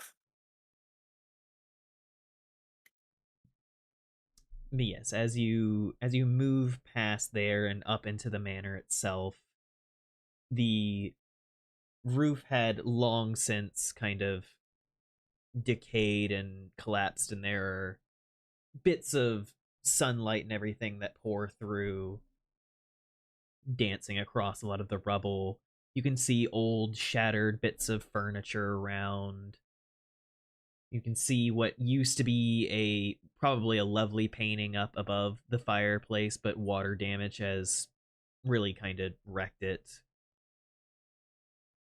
There's a few like sets of armor that were like set up around that kind of bear similar insignias but are intact, but just kind of up there for show. Ah, okay. So the reason they weren't using the manor is because it is in total disrepair and ruin. It's not doing so good. Bit of a shame. That would answer the question of why they were all underground. Yeah.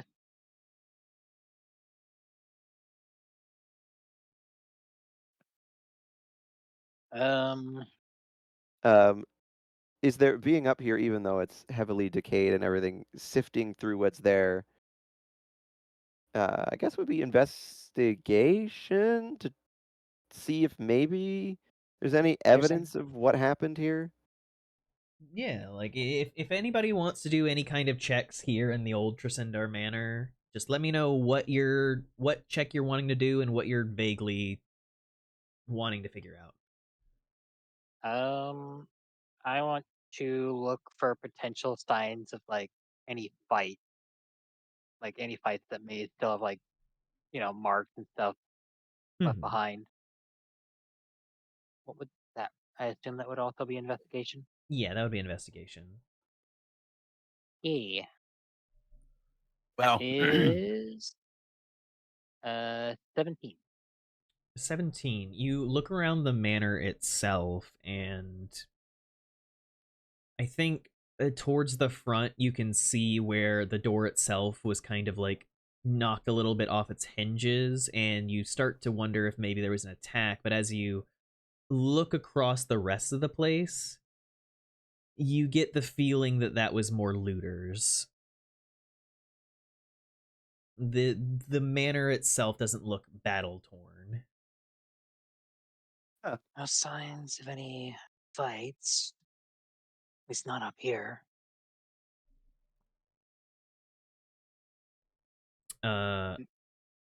Moss, you wanted to see about any signs of what happened to the lord of the house specifically, right? Yeah. Would that be an investigation, I guess? Yes. Ah, yeah, no. That's a 3. Yeah, you're looking through, and so much of it has either been stolen or dilapidated with age. Like you stop in what used to be a library, and you are just hit with so much sadness. Aw. All of the books just strewn about and water damaged and destroyed. All of that lost knowledge. Yeah, that's a tragedy. Rax, Astrid, anything you are wanting to do? Yeah. At the risk of being annoying with it, let me know. I'll look over it with my magic detection. No worries. You glance over the property, and I won't say anything lights up specifically, but I will say that there's almost almost a lingering dust over the environment of magic. Like something happened here long ago that had some kind of permanent effect, but it's so faint that you can't even tell what school of magic it was from. Understandable.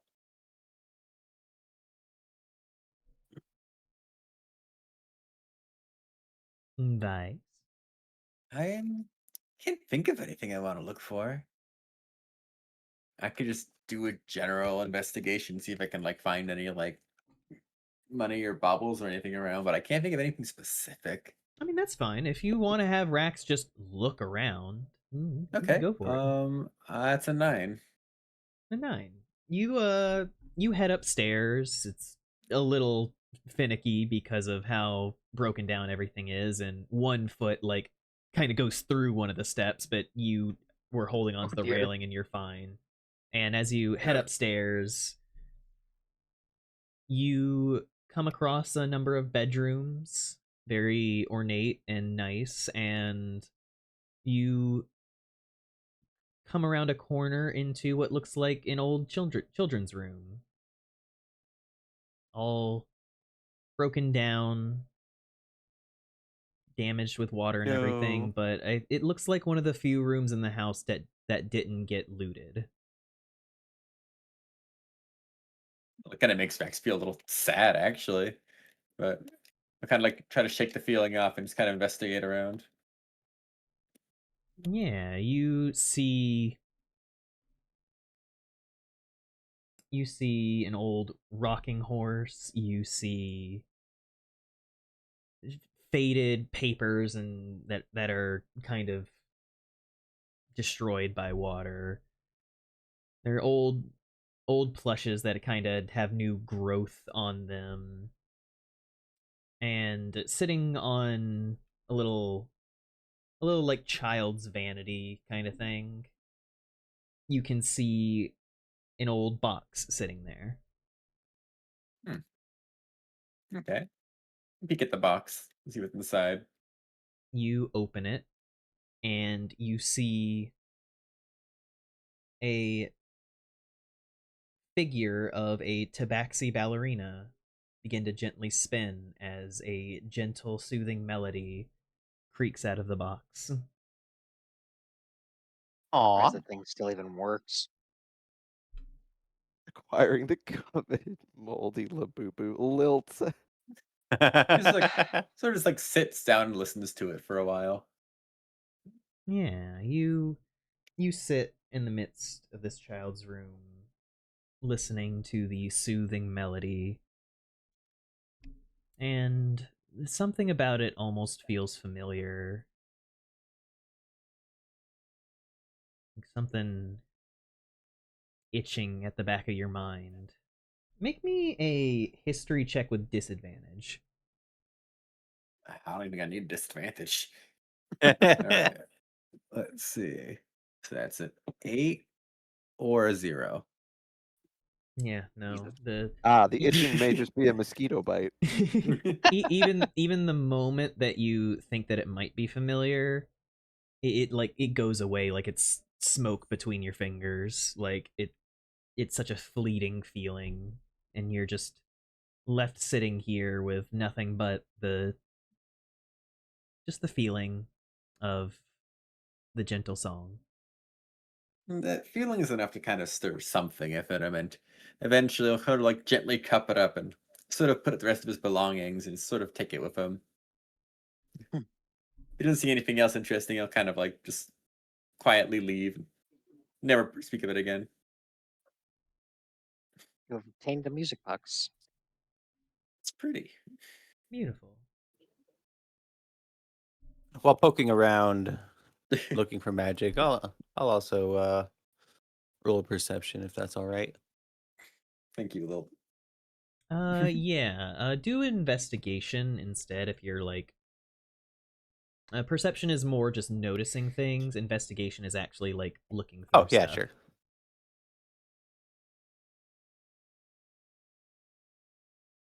Survey says, oh, nope, a 1. I think you move through the halls and you come across what looks like it could have been like a ballroom, something for hosting parties and everything. You can already see that there is a piano in the corner that is like its legs have snapped. There's probably something living in it. Oh, boy. lovely. And you just look around, seeing all the growth kind of claiming over the windows and the bits of sunlight catching on the glass, sending little rainbow flecks across the room. Just thinking of the parties and the things that must have been said all that time ago. Oh, wow.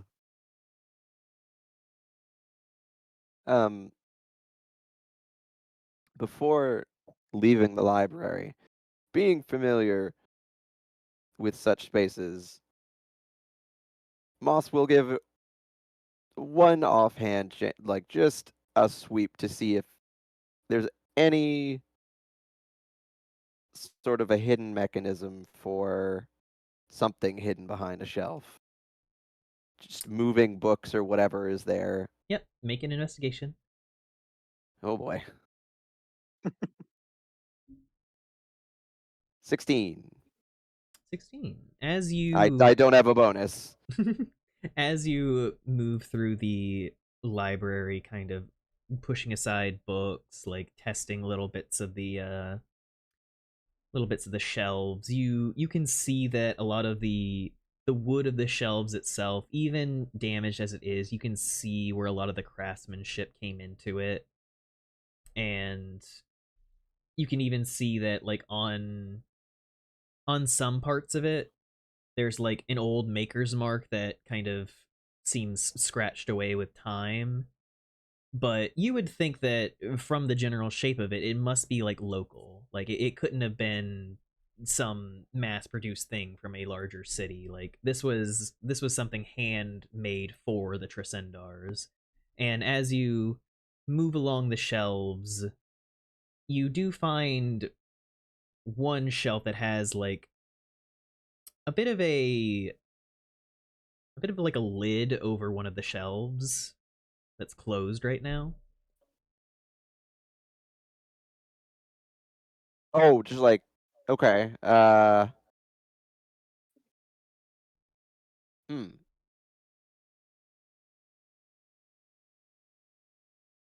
Is there any apparent locking mechanism or is it hidden? Make me another investigation check. 19. You like first try the little knob on the front of it to try and lift it, but it does, you feel a little catch. And the moment that you feel that, you almost feel like a bit of hope where you're like the mechanism is still intact. And you immediately begin like running your hands along the grooves of the wood, and the moment you sweep over one of the little like flowery laurel pieces that is like raised up from it, it pushes in just a little bit, and then you follow through with it and click it fully through,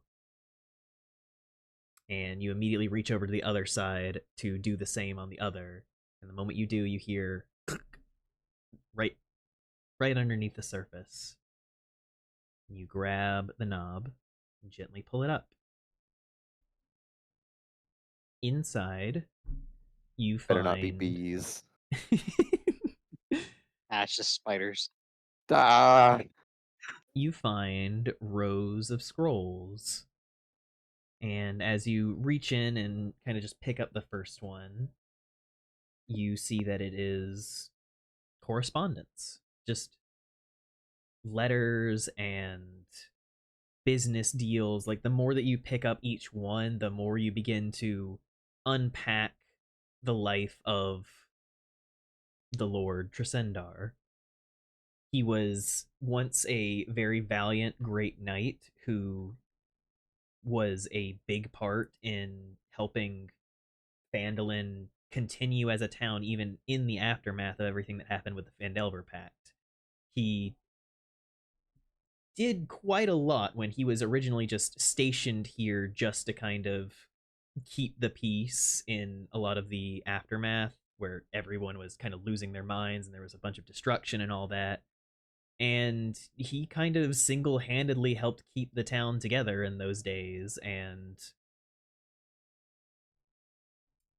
the last one that you find seems to outline a local group existing around the town of Thunder Tree nearby, and him wanting to investigate. But that's all you find. Okay. There's quite a few scrolls, I'm guessing. Yeah, no, there's like they're kind of stacked on top of each other and kind of bunched in here. After due painful consideration at the fact that it is not practical to take all of these with him, you try Moss and look will, for any that are like special or different. I mean, yeah, Moss would, in sifting through them, be looking for anything that's particularly different. Among all of the scrolls, you find one that is made of a slightly different material, less of the crackly parchment and more like vellum. And you see that it is bound in black ribbon and has a stamp of a setting sun on it. Yeah. Fascinating. Okay, what Moss will do upon seeing this, two things. One, the final scroll that had mentioned the city or the town of Thunder Tree. Thunder Tree. Okay, he'll take that one. He'll take this fancy one, and then he will reseal this compartment. You lower it back into place and re-engage the lock. And do you think that Moss is doing this to almost leave the history in place? His specific intent is that he can tell somebody that this is here, that, like, you know, we cleared out the manor, and if you go up there in the library, you can find literally a history of your town. So he, like, his intent is to tell somebody about it. And with that, you managed to secure the history of a town that was so frequently made and unmade and made and unmade. And with these other two scrolls, the one with the Thunder Tree, he's keeping it for note to investigate later, and then this fancy one, looking at the symbology on it, I'll make a history check to see if it's in any way familiar to something that he's heard of. Do it with advantage. With advantage? 15. 15. You look at it. You can't place it in terms of general, like, what it's attached to and who it belongs to and all that. But you do recognize the symbol. You saw it in a dream. Oh, joy. You saw it in a dark room with a tall chair and a fireplace, just in passing, scanning along books on a bookshelf.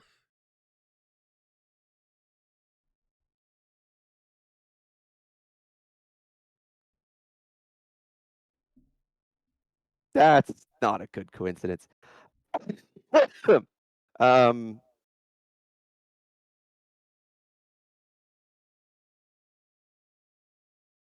He will make that is a discomforting note that he makes. And before doing anything further, before opening it to investigate further, he's gonna go elsewhere in the manor and find Astrid and just get her to, with her special eyes, just check if it's this scroll is enchanted in some way. I guess this thing you've brought before me. Let me see. Let me look at something.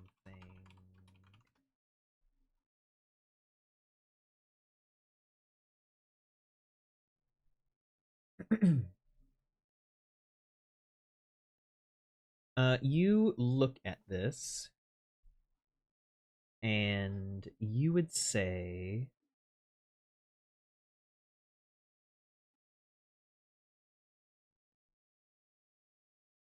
that this does have a slight magical glow, and it seems to be from the School of Transmutation.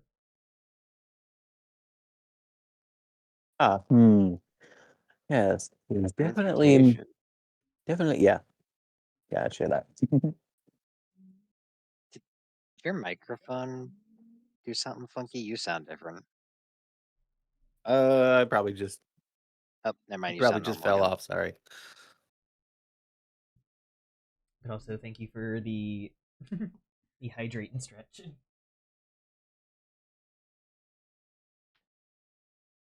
Yeah. Well, it's transmutation, so turning something to something else. It doesn't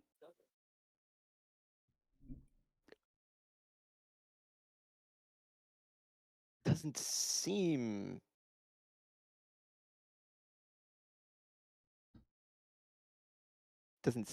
threatening. What's the worst that could happen? Yeah, the curiosity and seeing that it's not like, or finding out that it's not glowing like, yes, this is evil. Moss will painstakingly carefully start to unroll this scroll to see what it actually is. You pop open the seal, gently remove the ribbon, and unroll it. Inside, you find what appears to be a letter, and it says, Black Hawk, I write to you in this time, for I know what you deal with.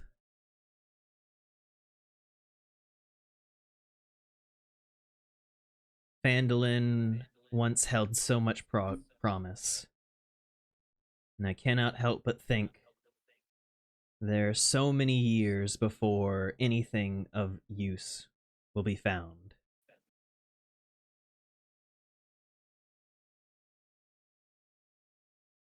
I know it's a lot to ask,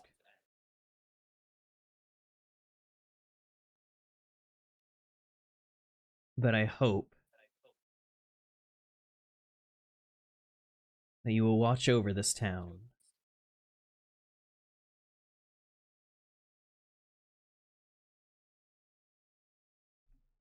My days of such things are behind me.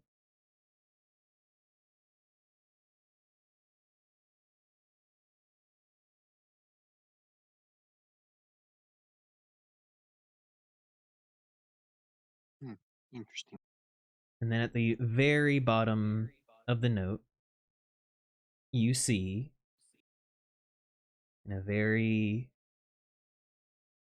almost modestly signed way the name Valentine.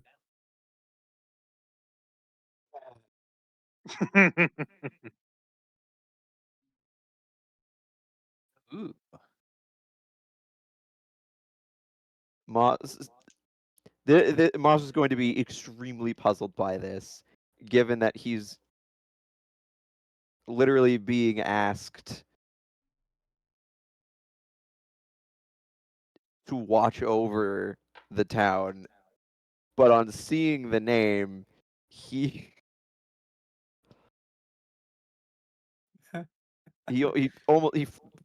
almost flinches and like partially like covers the name ever so slightly again.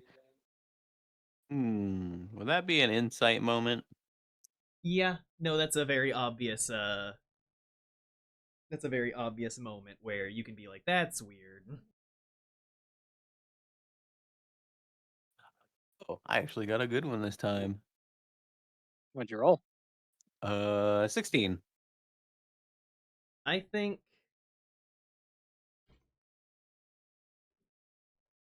think in this moment there is no deception that Moss can manage because of how genuine that reaction was.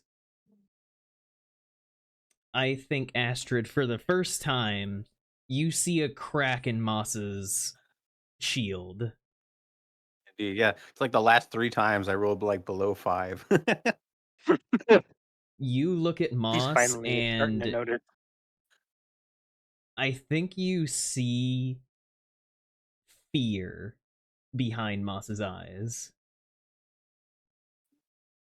You see confusion and fear and recognition. He knows this name.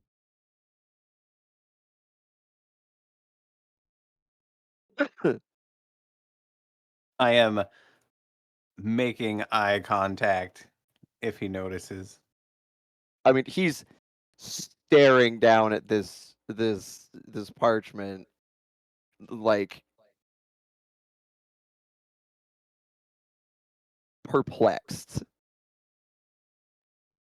This is a greatly confusing turn of events.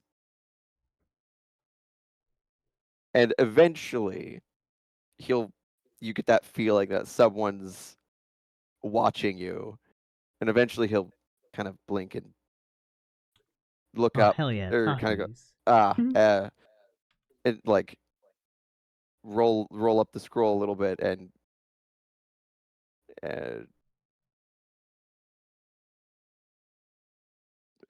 just kind of be like, my apologies. That was a most unexpected find in a place like this. Oh yeah? What's that? Does it mean anything to you?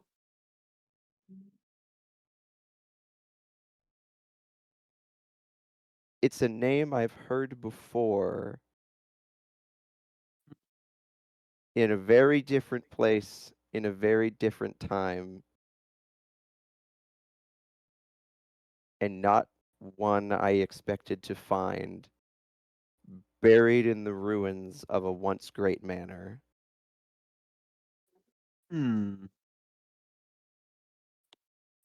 People can share names, you know. Could just be a coincidence.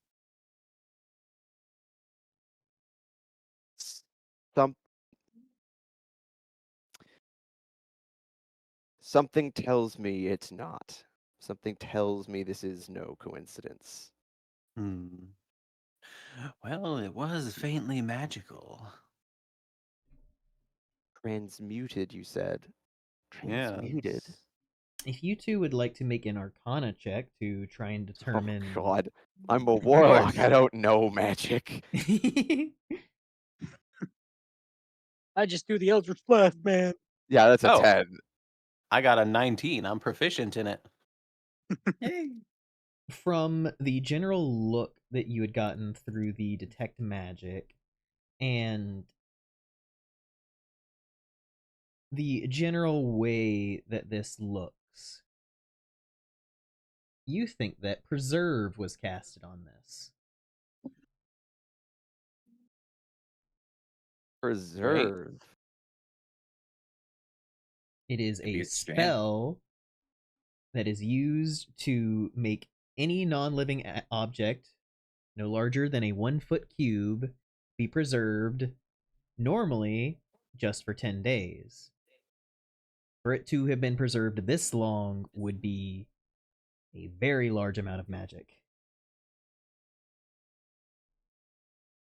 I will relay this. I'll be like, well, it seems preservation magic was used on it, but normally it lasts a little over a week, depending on how strong you are.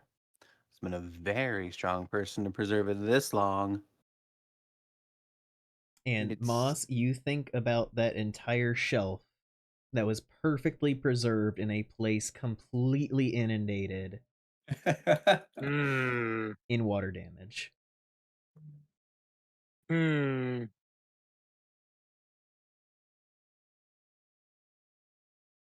almost as if somebody wanted him to find. Or it's if this, or they want it. The question is it no, the scroll specifically had it cast. Or was it all of it? And that was just or was it just a residual effect? I think with your role of Arcana, you wouldn't get that information. I think. No, he's musing. Yeah. Yeah. You can show me where you found it. I mean, yeah, Moss will show Astrid. All right. It's Let me most inspect it here real quick. It's most perplexing to spend so much effort. You do look with your detect magic, and you can see that it does seem like there was like an emanation point where a lot of the magic had kind of focused and then slowly drifted outward. Right there. And that was exactly where you had found the scroll. Seems an awful lot of effort to protect what's essentially, albeit an important missive.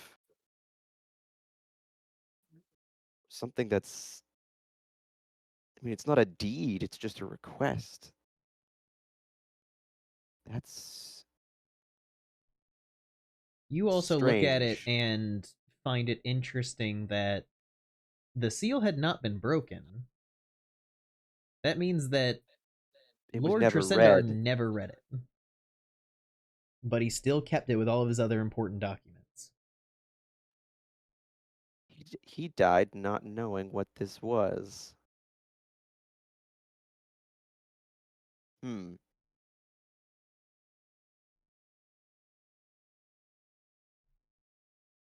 Very strange indeed.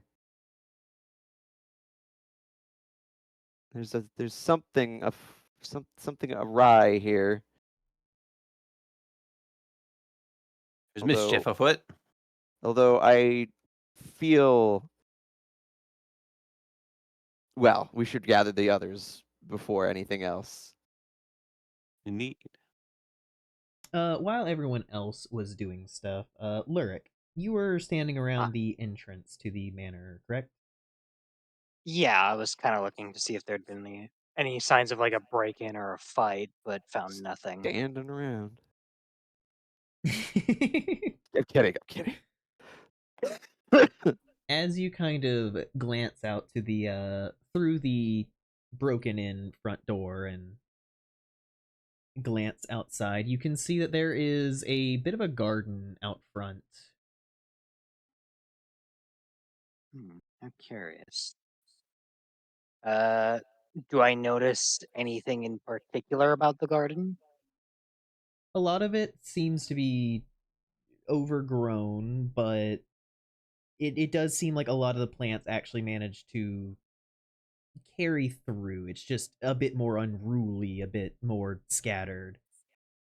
A number of these plants you can actually somewhat recognize from things that your father told you about.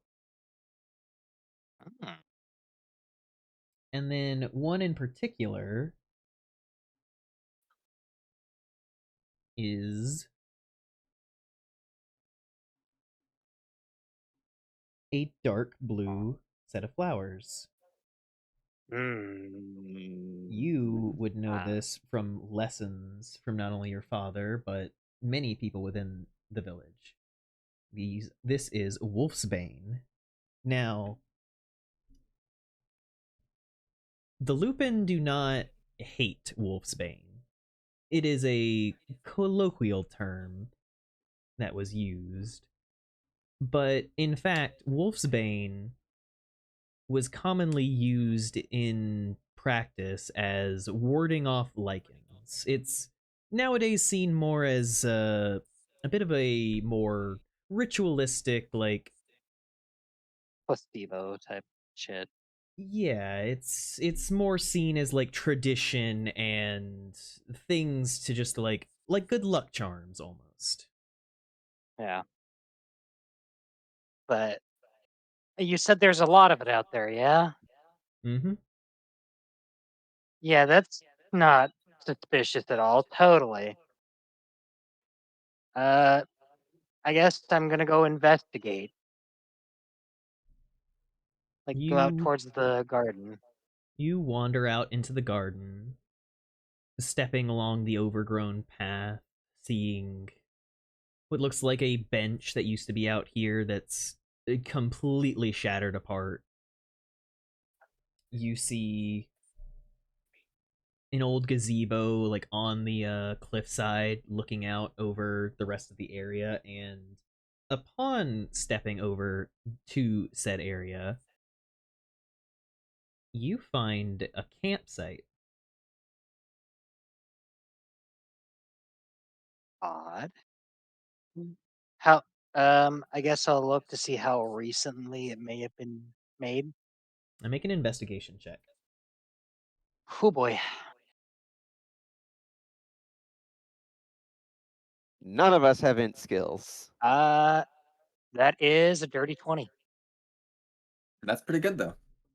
I do have a proficiency in investigation, but it's only adds 2 to it, so you know. You look down at all of this. A lot of it looks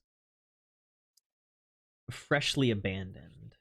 Like you would have to say that this couldn't have been here, like this couldn't have been abandoned more than like a day or two ago. And you look in you look in the makeshift tent and see like a bedroll, but you see white fur on it. At this, he just kind of like his fur just kind of like stands up on end. She was here. Why?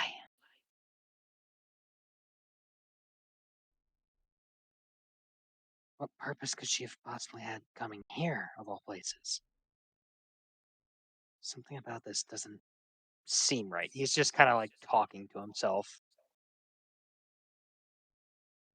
You think back to that day when you first met the others.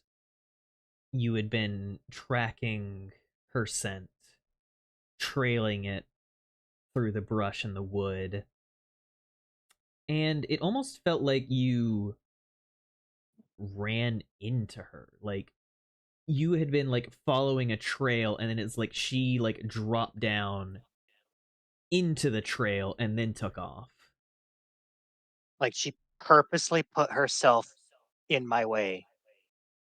Is that what you're getting at? Make an insight check. Oh boy. Insight. That is 19. 19. You think back on that moment. You try to remember like the brief like flick of her face in just that moment of surprise and then movement.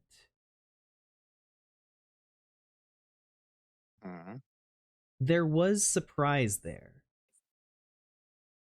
She hadn't fully been expecting you to be that close on her. But she had been almost retreading her steps.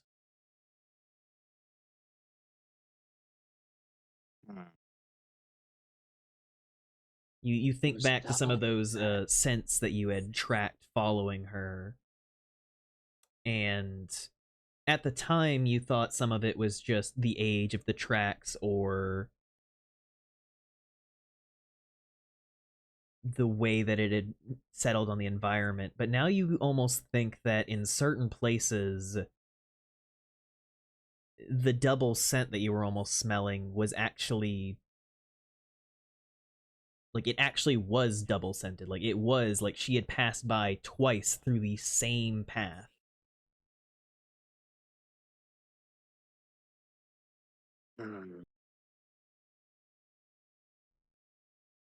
He's just trying to like piece it all together, trying to understand why. He's just kind of like trying to rack his brain for any reason he can think of as to why she would be doubling back on herself so many times. Seems a mite like trying to find something. You stop and think, looking over the abandoned campsite.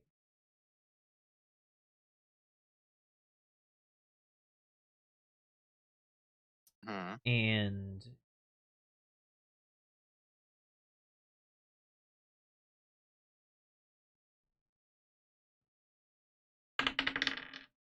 what?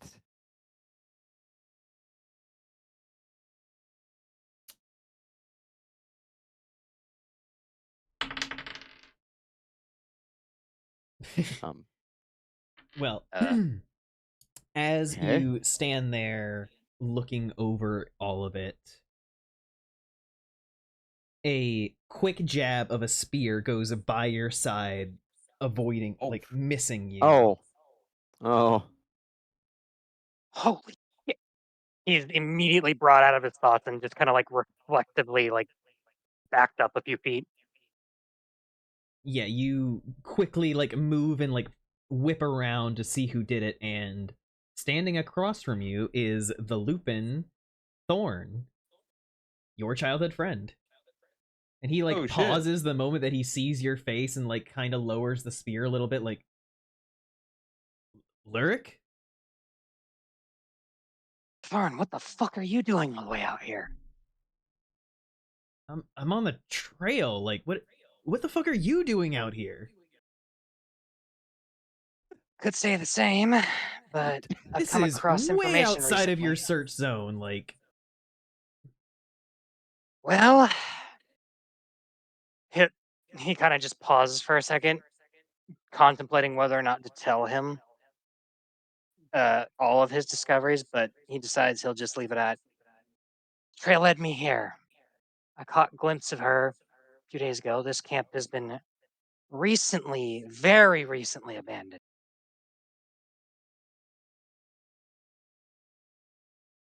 he quickly nods and like moves over, kind of kneeling down to check at the ashes at the fire. Yeah.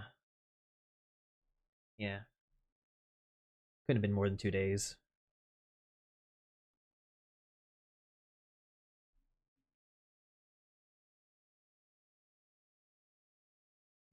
Just kind of stares at his friend. And I also got mixed up with some other folk in the process. Seemed to be an alright sort. Just recently drove out some bandits from this town. He kind of raises an eyebrow a little bit and like stands up a little bit, like, getting involved with all these people? Just kind of by happenstance. Came across them while actually chasing our quarry. And kind of lost the trail after. Lyric, give me a history check real quick. Okay. 15. You suddenly remember that one of the words that you had translated in the journal from the Lycan had the name Thorn in it. I was going to remind him of that if he didn't. Yeah, like I was thinking about it too. Like it just in the back of my mind. I wasn't sure what to make of that though. He just kind of like squints a little bit upon remembering this, unsure of whether or not he should speak up of the journal he found. Yeah, Thorn kind of stands up to his full height, turning back to face Lyric. About how tall would you say he is? How tall Just is out of Lyric? curiosity. Like we're talking like almost like we're talking 7.5 feet tall. Lurk is kind of like an outlier. He's kind of a giant among them. He's kind of a big deal. Yeah, I'd say Thorn is about 7'1". All right. That's all. Just pure Visuals. curiosity. Yeah. But yeah, he kind of tucks his spear momentarily onto his back and just. You said you were like right on her trail. She gave me the slip. I don't know how. I lost the trail at like the last moment. Do you have any leads as to where she went? Cragmaw Castle. That's about the last place I heard of her potentially being. Yeah, but judging by how recently this camp was abandoned, I'd say she's near at least. Although where, I can't really determine. Yeah, Cragmaw's not too far from here. You know the way then? Yeah, I know the place.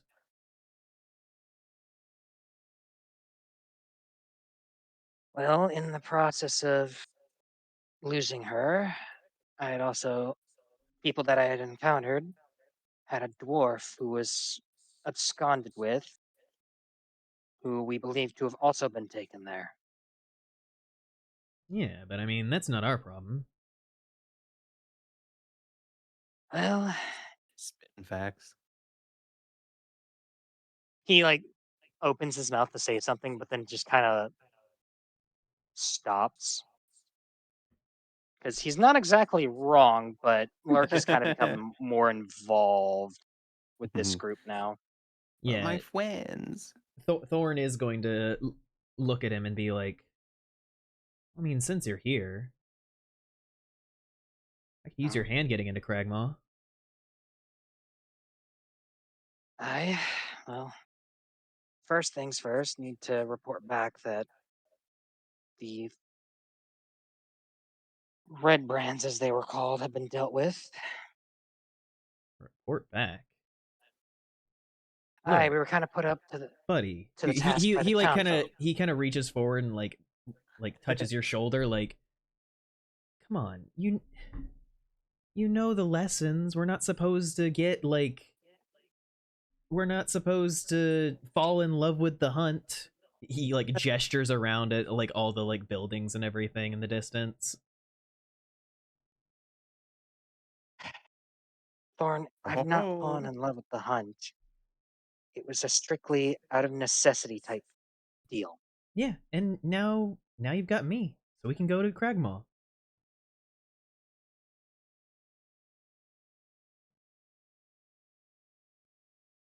Well, I don't exactly want to just up and leave the people that I've been working with without a single word. Seems kind of rude, don't you think? He like shrugs and is like, I mean, I guess, but come on.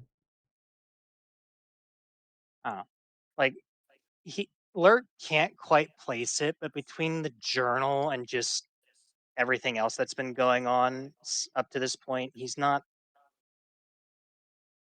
sure what to think about his friend just being here. Come on, buddy. Don't you want to go off alone with him and find out what happens? Yeah. Not really. I mean, you could always roll an insight check. Yeah, I think Lurk's just kind of like gonna try and like figure out what's going on, and that is a dirty. What the fuck? The dice are being very nice to me today. That's a dirty 20, by the way. You look at him, and first, like, you do think back to when everyone was, like, pushed out in their directions and, like, what corners of the map they would be sent to. And this was actually, like, Thorn's station. So he is meant to be kind of in this area.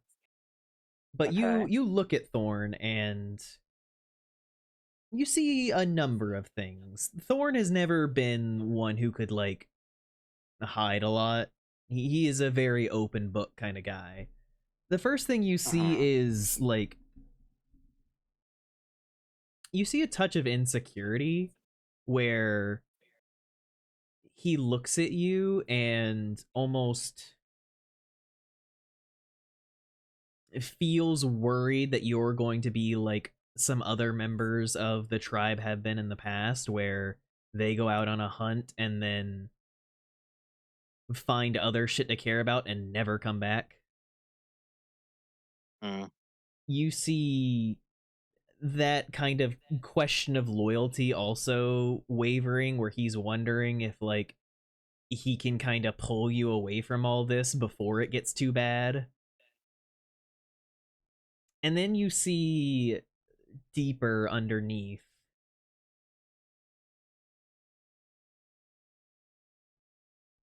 you do feel like he does know a little extra than he's saying here, but you can't,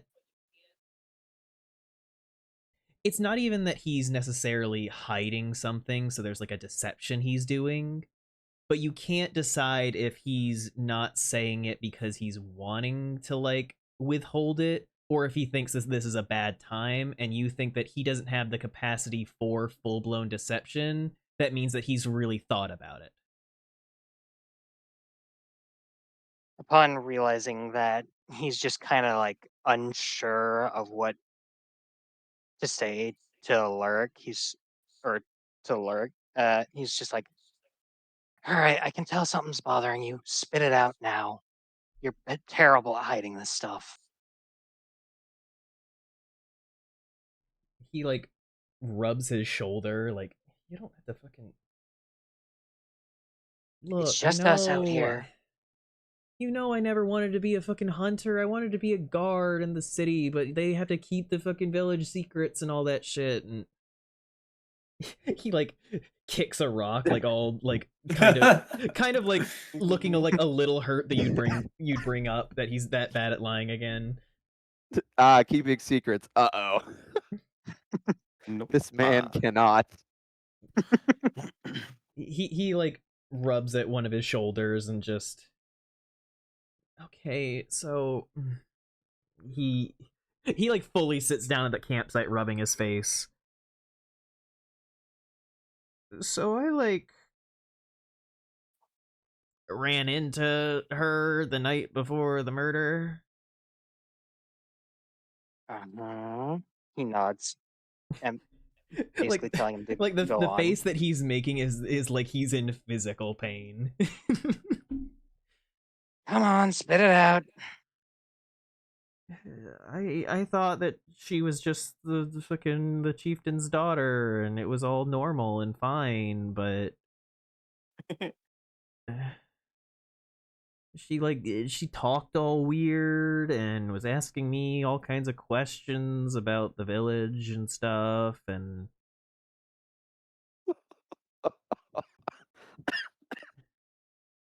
He gestures for him to go on. and she was so pretty, and I just kept talking and talking. And then the chieftain's daughter was dead the next day, and I realized that it was probably my fault that she knew how to do the thing.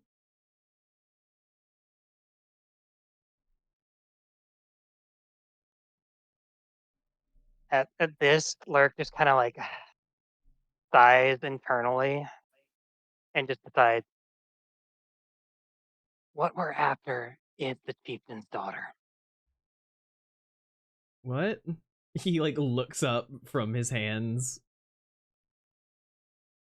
I didn't want to believe it either, but I've come across some damning information from a spirit that knows way more than either of us ever possibly could. Damn, communing with spirits and shit out here? What kind of hunt you going on? It's been a weird one, man. Because what? This has been like just like maybe a week at most. Yeah, it's been like a week at most since I met It's been you actually three. like 4 days. Yeah, it's not even been a week since I met you guys, and shit's gotten weird. He's not even going to bring up the fact that he's gotten involved with a criminal organization. He's not. He's keeping that under lock and key. Right. Yeah, that's bad.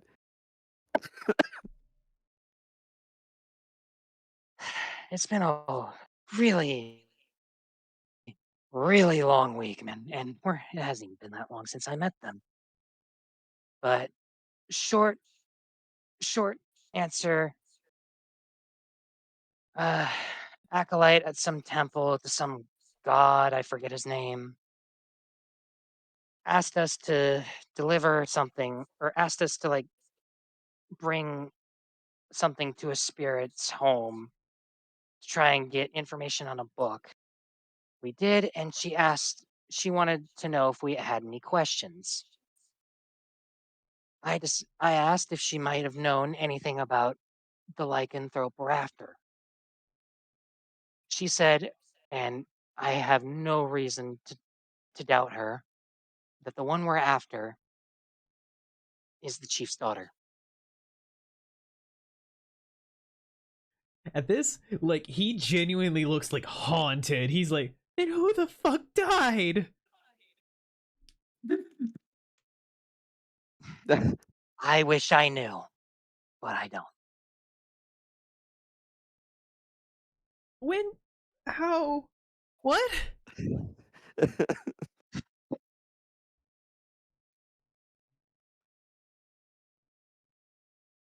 Trust me, it wasn't any easier for me to swallow this pill. You kind of didn't swallow it. You kind of threw it up. Shut up. That's not important. He doesn't need to know that. But yeah, he's just like, well, that's the thing. Like, isn't this like way more fucking like motivation for us to just like go fucking like find her, or drag her back to fucking the village and like be done with all this? Lurk kind of pauses. I don't think taking her back to the village is the right idea. What? Think about it. Only you and I, so far, out of everyone that's come out here, have even caught a whiff of her, the trail. And then we now both know that she is actually the chieftain's daughter. Uh-huh. What do you think anyone is going to believe us? I mean, like, Lily Do you think they might. aren't just going? Okay, but they might. But do you really want to run that risk before we get answers? Before we get the answers ourselves? So what, you want to like you fucking grab her out of that castle and interrogate her? I mean, I don't really. Do you have any other better plans? I don't know. I was gonna leave that to like the experts who know how to do that shit. Well, the experts might try and, keep the answer from us. I'm not sure I know if I can trust them anymore. Because Like we don't know he who looks else at is you privy to like this information. he looks at you like you have said the most like heinous shit where you're just like, you don't After everything I've experienced since leaving our home, I don't know who to trust anymore.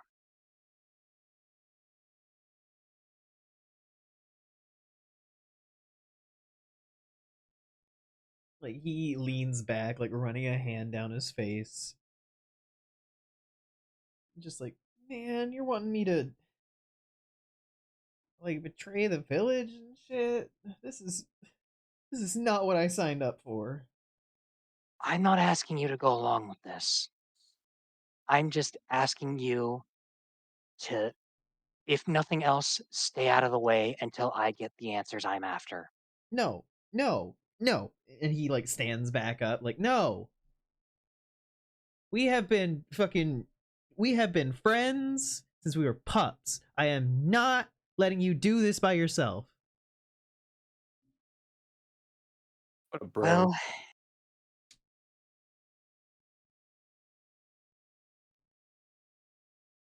Well then, one way or another, we're going to find our answers, even if we may not like them. Are you absolutely sure you want to go along with this? Absolutely hell no. But I'm not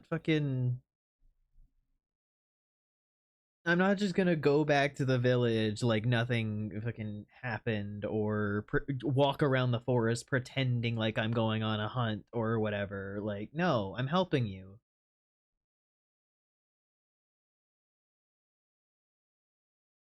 All right. But my current lead is with this group of people I'm traveling with. I mean, I know where the castle is. Yes, but I have been told that there are people there that I don't think the two of us alone can handle. Strength in numbers.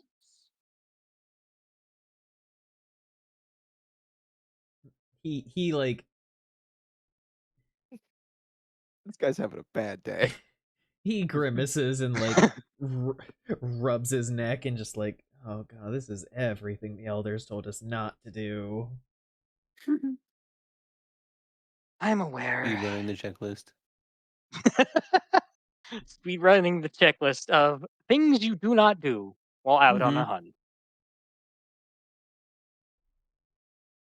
I know, I don't like it either, but it's our best option.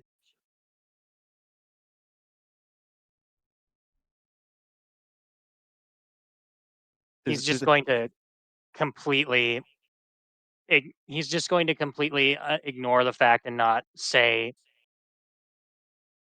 the like speak into existence the fact that he is actually starting to kind of get attached to this group of people because he doesn't think his friend can handle that right now.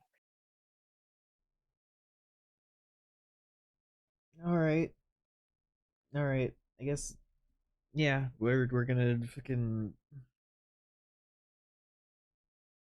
work with this group, get our target, interrogate her, and then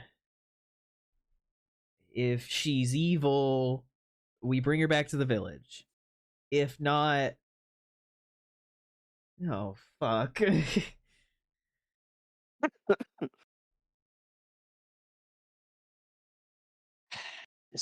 Just remember, you don't have to do this. I know you said you don't want to leave me alone to do this, but if at any point you decide you don't want any part of this anymore, I will not blame you. I will not hold it against you.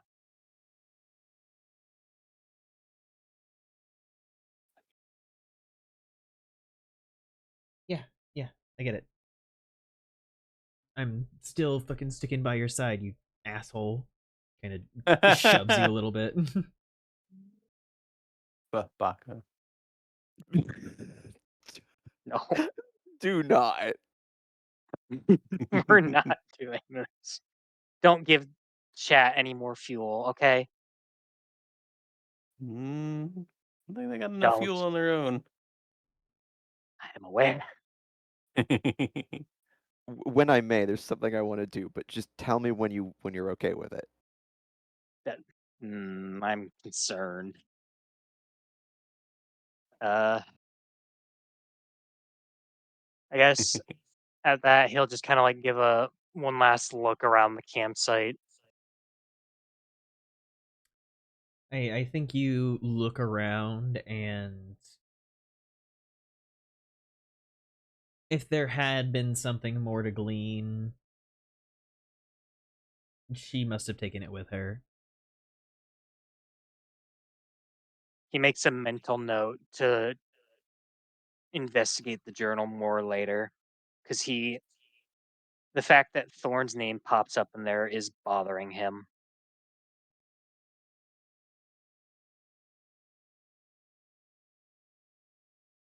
But if there's nothing else to be gleaned here, he will begin to lead Thorn to the rest of the group.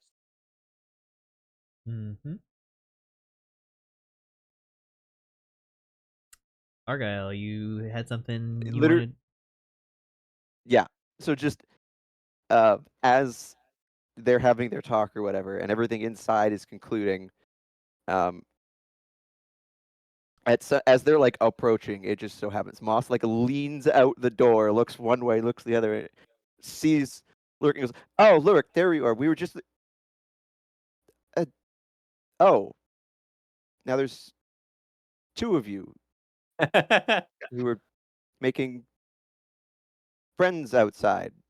Like, we Thorn were immediately like we kind were of puffs his gonna chest up and like, we already were friends. Lurk Oh. is kind of face palm.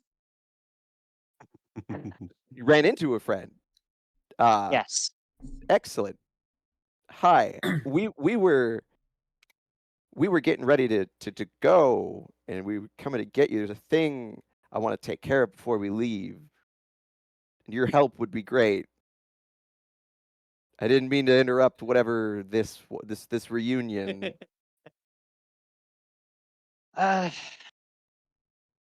Well, Moss, this is Thorn. Moss This is will Moss. I heard of you too. Or this is our Moss from situation. behind him. I've heard of him too. Ah, shit. And Moss will just be like, "No, that's not. You've heard of." Fine. Moss will just very gracious make a low sweeping bow. Master Thorn, a pleasure. The voice you heard behind, you'll meet him soon enough. And then he'll just duck back inside. He looked like he had something that he'd wanted to say, but then you like duck away, and he just kind of grumbles a little bit. Lyric just kind of like holds his head and like he's just like pinching the bridge of his nose, just like From it'll be inside, a little easier to explain once we're inside.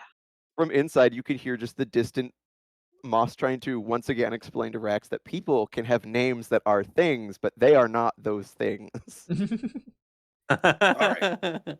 I haven't seen one before. I just assumed not even them. You haven't seen thorns before? Not that I'm aware of. Like the spiky bits on a plant? Oh, is that what it is? Maybe I Oh, have seen boy. that before. I guess at this point, both Lyric and Thorn have reached the front door. Yeah, like Thorn is kind of looking over the spread of Harengon, Minotaur, and Kitsune. Yeah, Lyric didn't even find normal friends. Oh.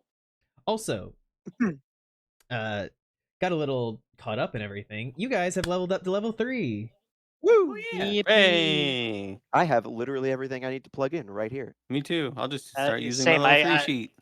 The only thing I'm about to change is just rolling for hit point increase. Yay. Also, Astrid, Yes.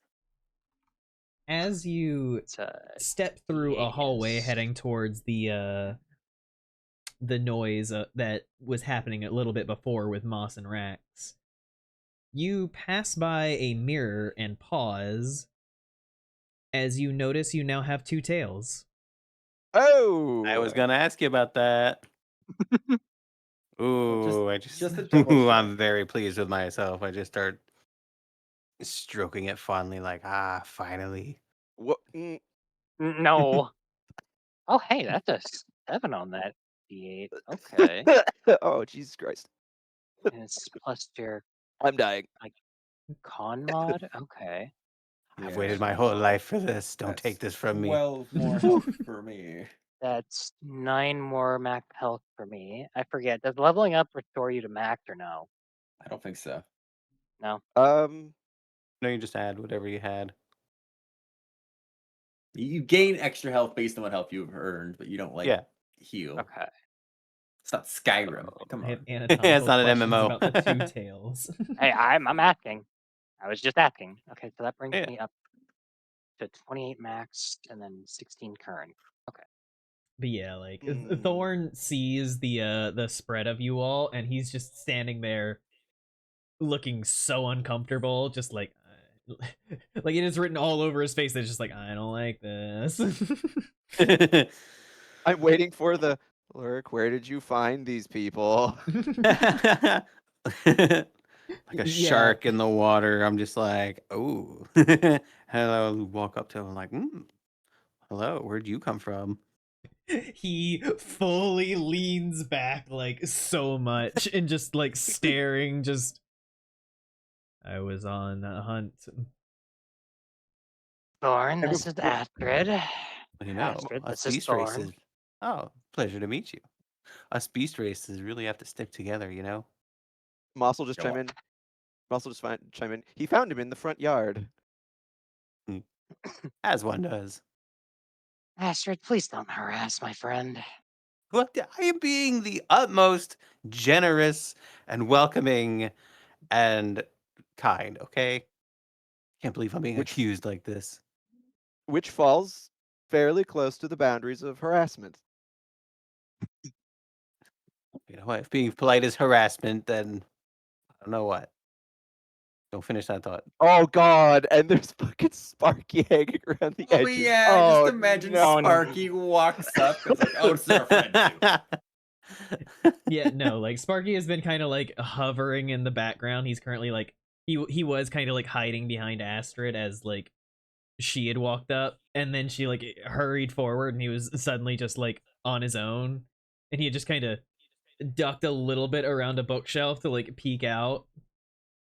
Yeah, so not only is there just a group of beast races, there's a fucking goblin in a mask. Oh God, I don't know. I'm not even sure how the hell he's going to explain the rest of the fucking goblins as well, and the bugbear. Yeah, like Thorn sees Sparky and is like, "What the fuck?"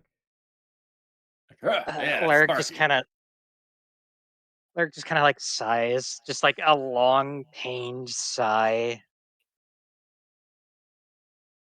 Hope you got like a few hours to kill, because this is going to be a hell of a lot to try and explain.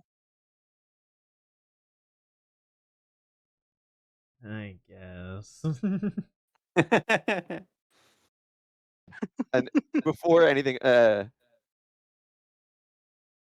Lilt, I am not calling it that. I gotta see this. Lilt says right. it's not a mask, Argyle. Have some decorum. It's a puppy hood. I refuse. It is a patchwork dog mask. Moss will like clap his hands, seeing that there is this awkward explanation. Moss is like, well,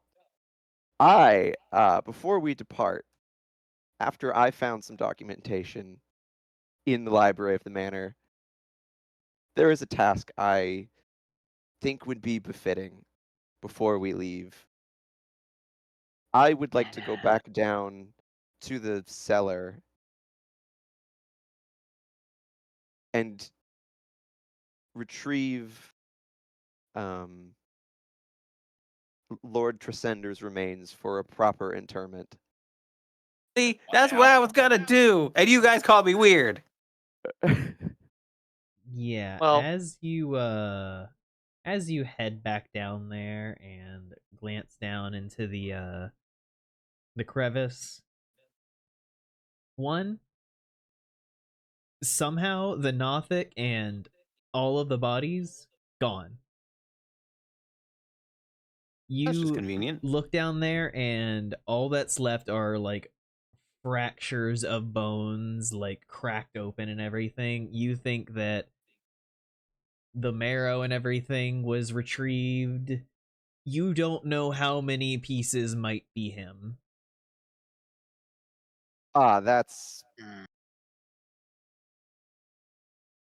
We could bury That the is armor, upsetting. have a sentimental burial. Yeah, true. We could bury it like. Yeah, we could bury that. that it's the man. Well, I mean, The that. man Well, no. essentially saved the town. It's Yeah. something. Right, well then, sort out the bones.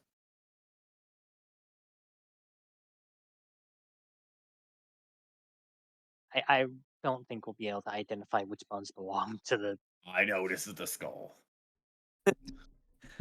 Well, see, that was my point.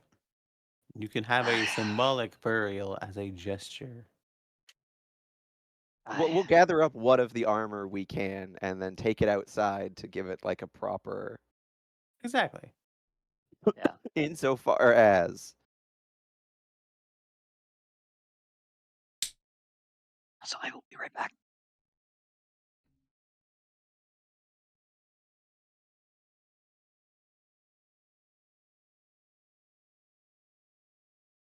But yes, the group comes together to dig a hole, and by that I probably mean Rax, considering I Alright. don't think any of the rest of you are very strong. no. Yeah, I Guess got a I'm negative. on hole duty again. I got a -1 strength, but my jack of all trades means I get a 0 in athletics, so I'm mediocre. I don't think a 0. I'll contribute, even if I'm not good. But yeah, you dig up the hole, place down the torn apart bits of armor, rebury it, probably using some of the old wood and everything to make a facsimile of a headstone.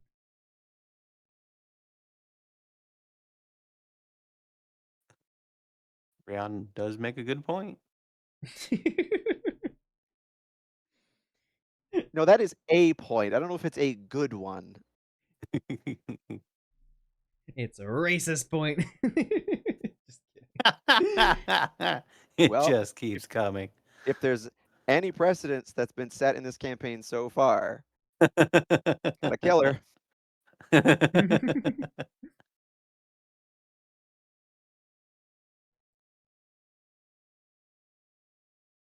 But Sorry, yes, continue. is there anything else you do here before heading back down towards town? To the farm? Well, because we had to go back through the Alderleaf farm. Yep. You head back. Oh, yeah. No, I was just gonna say no, other than just like, you know, Oh, I got nothing. giving like a silent prayer for this, hero who don't know how he died, but it sure wasn't great. And Who just be is like, Moss well, praying to? he doesn't really know. He's beseeching whatever god this Tresender might have in life held to. Make a religion check. Oh Lord. He's just guessing. You pray to your god, and your god's just like, nah, fuck him. That's this is 16. You begin the prayer with no deity really in mind, just hoping that his spirit finds peace and all that. And as you try and think of like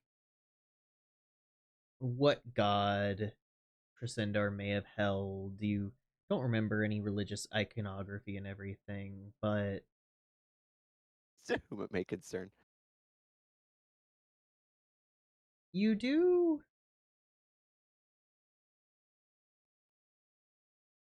feel something.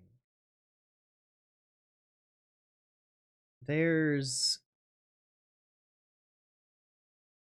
some inescapable feeling. And it weirdly reminds you of the Fey realm. I'm back, sorry. No worries, Cal. Oh, Fey realm. But you do feel this strange feeling as you try and pray for and eulogize over the makeshift grave for the Lord Trisendar. The feeling reminds you of the Fey realm, of that strange, chaotic potential.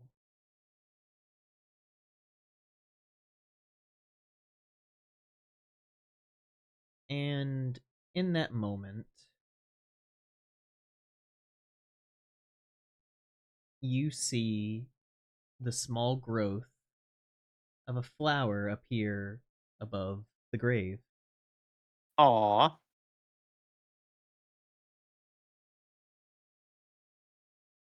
Huh. Skiweeds?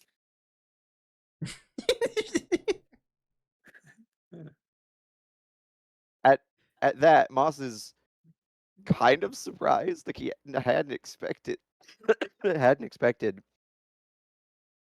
anything. But he'll take that as a good sign that at least somebody was listening.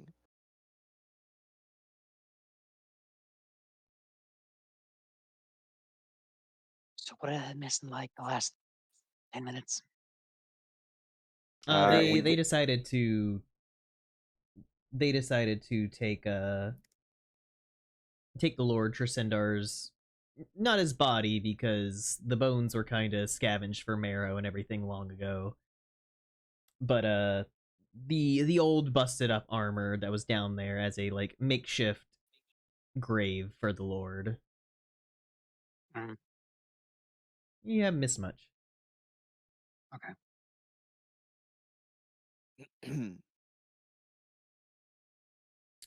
Yeah, I mean, he'll see that and be surprised, but pleasantly so. And just take that as a just a good sign. Offer up a somber tune on the ocarina.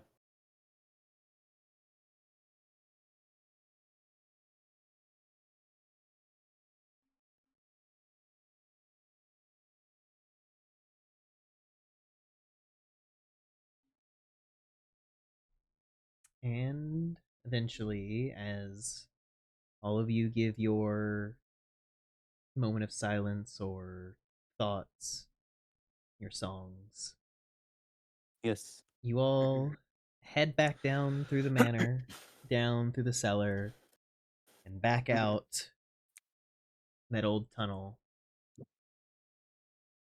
and head up the path towards the Alderley farm. By this point, Quellen has taken out much more of the wheat in the field, though she is still working, and Carp is sitting nearby on a fence, and his eyes light up like Mom, they actually did it! And she like turns her head and just, "I'll be fine work you lot did." It was difficult, but we got it done. I shouldn't bother you anymore. Incredible. Did Um, perchance a group of rather It was like 3 individuals. of 3 rather poorly off individuals pass by this way?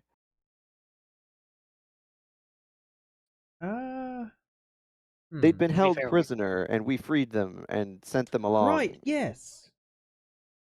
I saw them out by the road over there, and she points kind of off of the farm. The old town master managed to put them up in the town master's hall for now. Ah, we good. They were seen to. Sort things out with them. that's good to hear.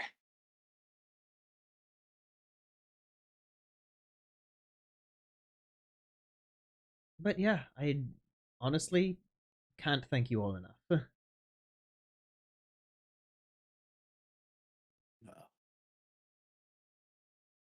No, right. Lyric will vehemently prevent that from happening.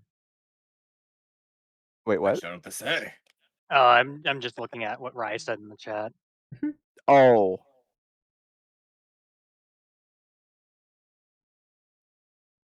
I'm not really sure what to say to all this, but I guess you're welcome. just give a bow. Well, it was our pleasure. It was for the good of the town. Aye, that it was. I don't think we really have much in the way of compensation in general, but No, you needn't compensate us. We have a prior arrangement for the whole matter. well, Your good to hear you're goodwill is getting rewarded enough. for your efforts. If you ever need anything, feel free to stop by. Well, then we'd best be off to town, lest anyone have any pressing business. I can't think of anything.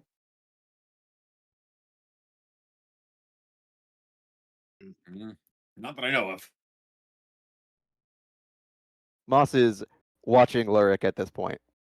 Lyric is just kind of standing there, just Awkwardly. awkwardly, just kind of avoiding eye contact, but like subtly, like he's just trying to play it off. Yeah, Thorn is kind of glancing around at the general village, and Sparky is kind of like trailing behind Astrid, like holding on to one of her tails. Aw. I find this highly endearing.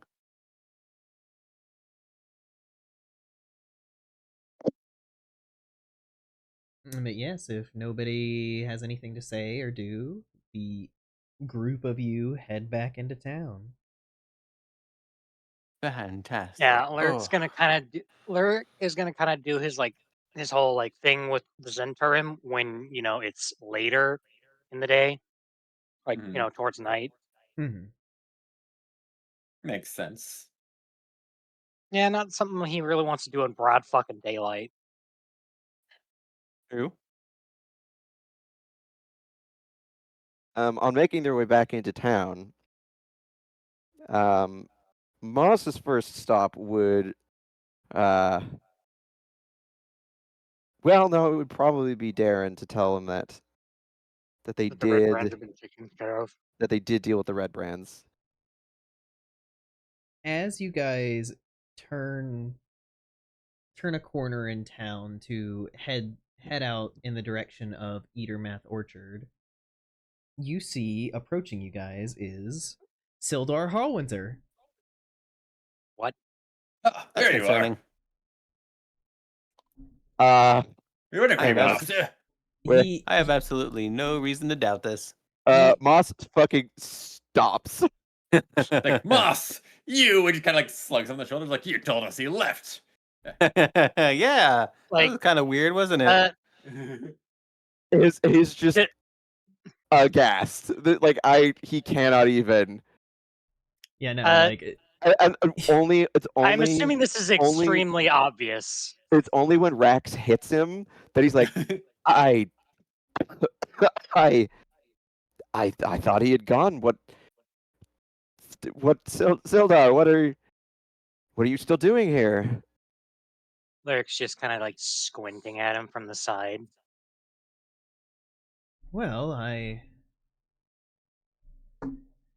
was still here looking for Yarno and everything, and then he just shows up. Yeah, yes, that was our doing. Really? Where was he?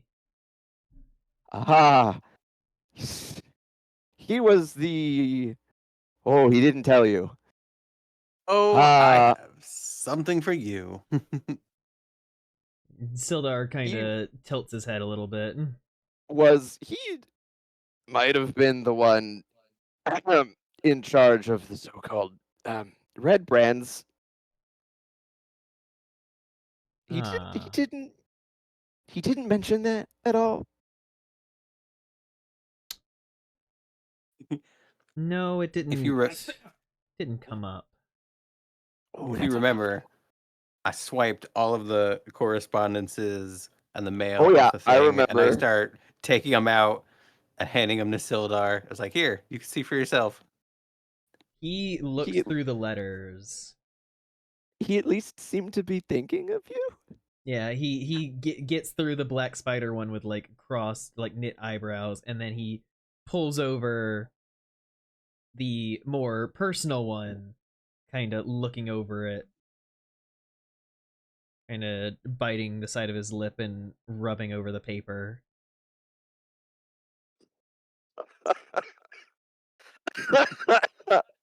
Oh.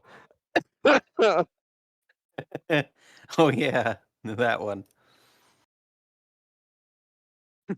He slowly nods and kind of folds the papers in his hands and just...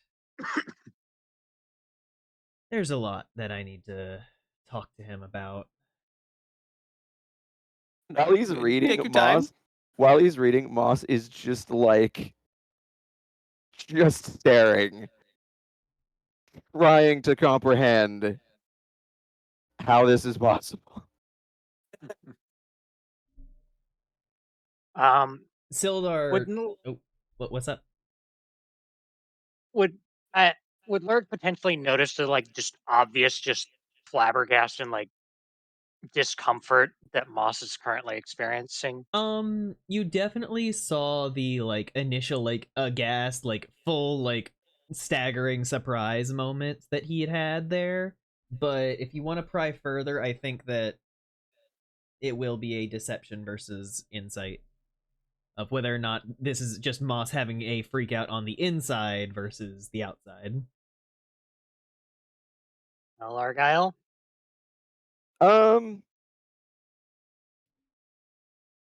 Yeah. We could try it. We'll go for it. All right. I'd say after the scroll incident, I would be noticing. Oh yeah, you feel free to roll insight as well. That's a dirty 20. Ooh. Sorry, Argyle. I got an 18. No. You got an 18 and a 20? Come on, big numbers. Come on, big numbers, no whammies.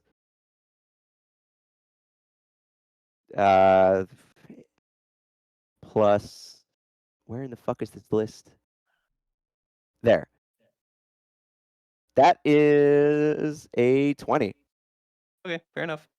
However, meets it, beats it, which means that Lurik, you do see the emotion currently running rampant behind his eyes. I've deciphered nothing about this whole thing. You just deciphered a different part. Well, yes, but 0 to do with Sildar. All of my rolls. Yeah. Lurik makes a mental note to corner Moth later and drag the answer out of him. Oh God. He has had enough of this dancing around the problem bullshit. He is just going to drag the answer out of Moss one way or another. But yes, as Sildar's standing there, like reading, Moss is gonna go up to him and just like he's going to like just touch him on the arm.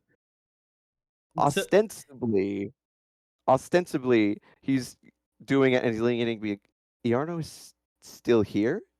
But it's also him checking to be sure he's real. Yeah, he like looks up from the letter and like looks down at where you like poked him, and then looks up at you and like, yes. He kind of folds up the letters now that he's done reading and just, Iarno is still here. He's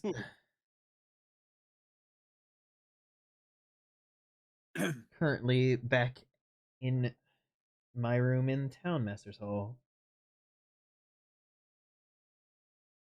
Ah, I see. Well, good. I'm sure you'll keep him from any further trouble. Yeah. Oh, he doesn't sound sure of that.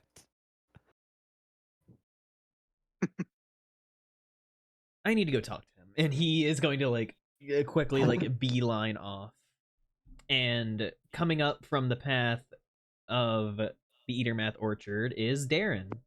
And he smiles at you all as he looks at you and just, well, looks like you all managed to succeed. We either drove them off, or the ones that were stubborn, well, they were taken care of. Hey, spoken like a true adventurer. And we seem to have reunited two old friends. And on saying that, he's both implying like they're more than friends. And he's also looking at Darren with the look of like, excuse me, how the fuck? Darren's face is a mask. You would never roll high enough to understand what the fuck he's thinking. It's not even like, please explain to me. It's him looking at him being like, ah! What the fuck? Yeah. But Darren like What the fuck? Darren claps his hands together and is like, as promised, if you guys feel up to it tomorrow after resting, I can potentially take you to the castle. I mean, I'm sure he gestures around. The townsfolk themselves might have some things of their own to say, and who knows? Talk to all the NPCs after the major quest. We delighted. Probably let the townsfolk know that their problems are dealt with. But he nodded and just like, yep, I'm gonna swing by Barthen's Provisions to pick up a few things, and then I assume we'll probably head out tomorrow. Yes. There's a matter of Phandolin's history, actually, I would like to speak to the townmaster on. Although, before you leave town, before you head out again for the evening, I'd speak to you on a matter. Oh, you know where I'll be. Very well. He like pauses as he's like moving by and just, right. He like snaps his fingers and turns.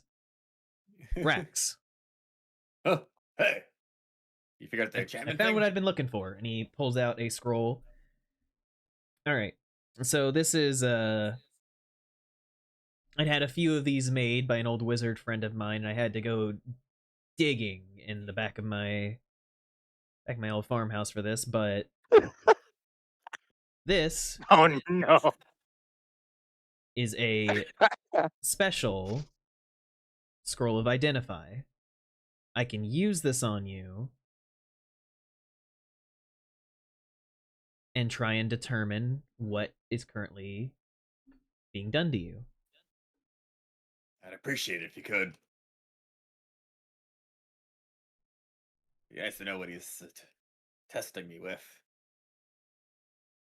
He puts a hand over the paper and like he almost like a maestro like draws his hand up and the words like float off of the page, and as he like flicks it around his hand, a silver and gold lute like materializes from the air into his hands, and as he begins to strum, the words dance through the air glowing before surrounding Rax.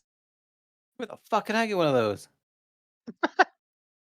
And he grins whenever you say that, and then just like strikes a power chord. And in that moment, all of the like floating letters and words and everything, like pull inward, pressing against Rax's entire body before fading. And he pauses, like closing his eyes for a moment, and then nods. Okay. There are 3 effects that are currently being done to you. 3 of them. 1 is an alarm spell. This is to let someone know if anything were to happen to the magical effects. Okay. So it's good we disabled him then. 2 is an active scrying effect. Someone is watching you. It's probably the keeper. Yeah, I kind of assumed that, to be fair. Yeah. Now the third one, I have never seen something like this. Really? There is an active modify memory spell still being cast on you. Normally, modify memory is just, if it is cast, it just works. It is one and done, gone. Okay, Todd Howard. But this is a modified version of the spell, like it's like concentration is being held on it. Like someone is actively ensuring this spell remains active on you. Dang. Actually sort of like stops, like he's not even trying to respond to that. Like do you have any idea if they're all cast by the same person? I'm sorry. I wish I could tell that from the spell, but it only really lets me know what active spells are being used on you. Even with what I've said, like there could be more that have just been fully cast, and then that's that. It only lets me know what's active on you. Right.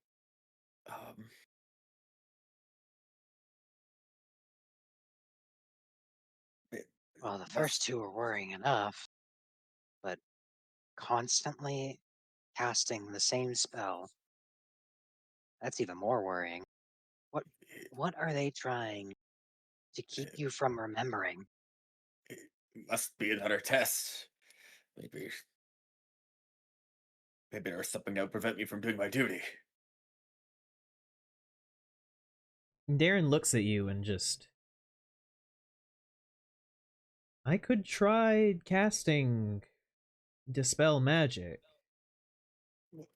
but that has to be your choice. If we do that, then the alarm would go off, and well, if these are all by the keeper, then surely they're there for a reason, right? I don't want to alarm him, and is there a chance that this keeper does not have your best interests in heart?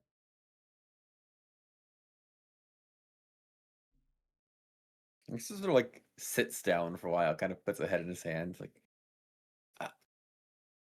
I'm not sure. I I didn't doubt what he told me often. It seemed like he knew what he was talking about. He had other Minotaurs too, and they all listened to him all the time. I wasn't the only one. Why, why would others listen to him if he was wrong? I, I don't know.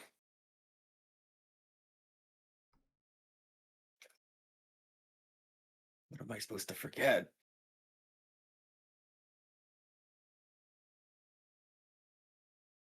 Darren kind of like pauses and looks at like Astrid, Lyric, and Moss as like, I can't talk him through this. He just kind of just stares at like nothing, just trying to parse everything going on. Yeah, I just hold up my hands like I don't know. Yeah, Lark just kind of like gives a defeated shrug. It's like, I ain't got Seeing no information on half this shit. everybody be like, "Oh, Moth's like, oh, for the love," and he'll just walk up and put a hand on Rax's shoulder because he's sitting down, and just be like, confusing though it may be, if you are uncertain, then now is not the time. And if it doesn't seem to be harming you, then time will provide answers.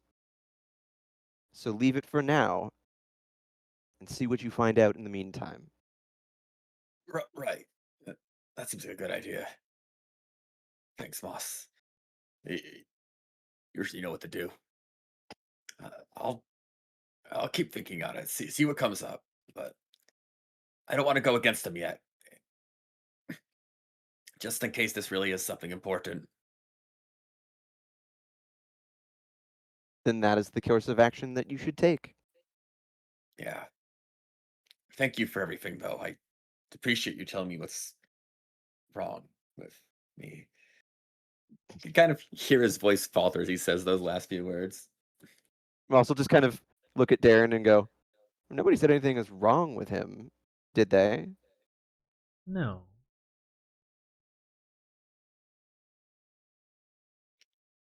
Rex,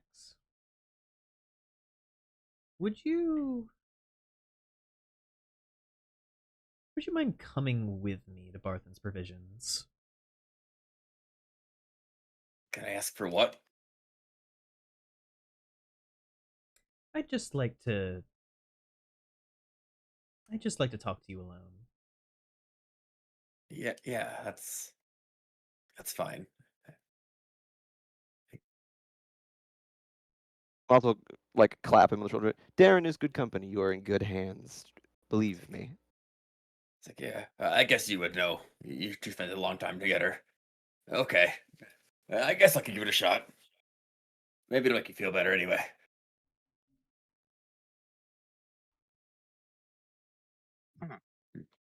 He'll kind of like push himself back up, trying to get back into his more natural headspace.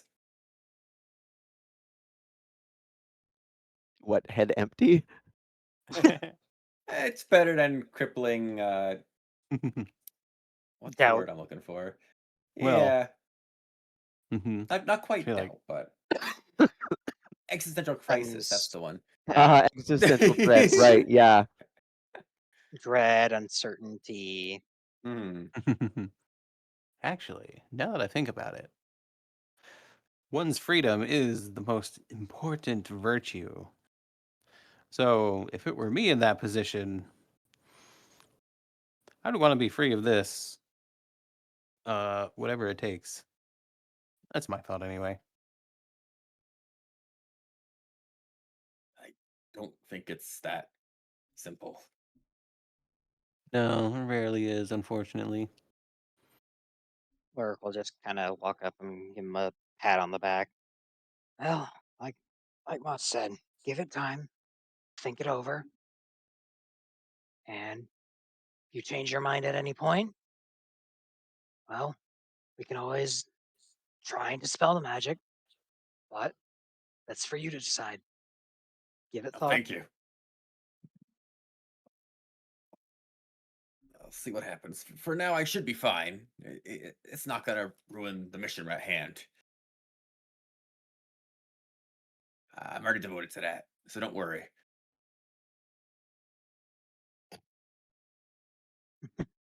Oh, I wasn't worried. I'm sure Darren will take good care of you. Of course. All right, I'm ready whenever you are.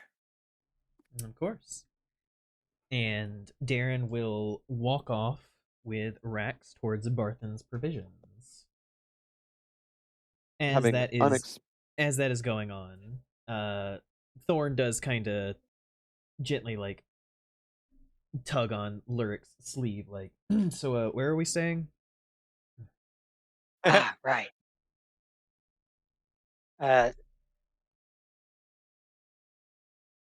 guess he'll just kind of like show Thorn the place that they're staying at. You didn't have anyone in your room. Now you have a room, buddy. Yay! Oh, Lord. Unless you'd rather he stay in someone else's room. I mean, it doesn't really matter. And we can ask him all of the embarrassing questions. You can say me. Lurk just kind of like considers who Thorn could potentially bunk with, and then decides it's probably the safest bet to just have him bunk in his room. Gives you wiggly eyebrows. Probably the safest for himself. Shut up. Because this is the man who will talk. Yeah, and Lyric knows that the other, like Astrid or Moss, are going to be asking questions, and he's not about to let them know anything. Oh, and Moss yet he's would trying not. to interrogate Moss. But so you'll take him off and show him. Yeah, just show him the place we're staying at. Tell him which room it is. Moss will turn to Astrid and gesturing to Sparky, be like, "Would you be so kind as to introduce our friend here to Smashface and see that he might be looked after and made comfortable after everything that's gone on?"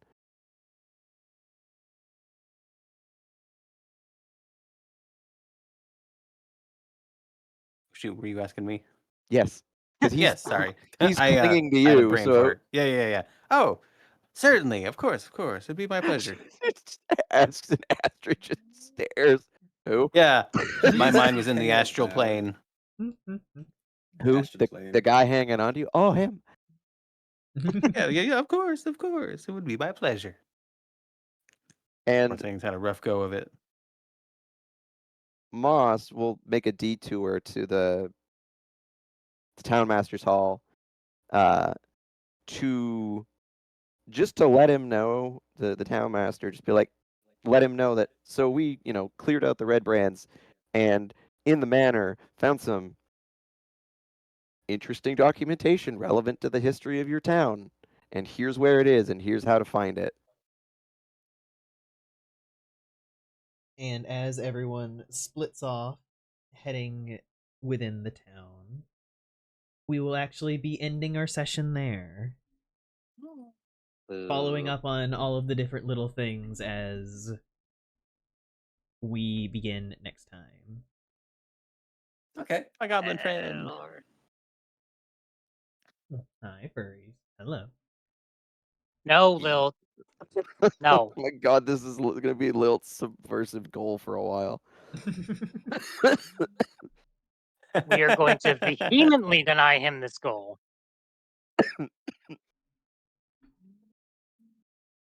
What if a Telling concession? you, it's basically just Lilt as a character.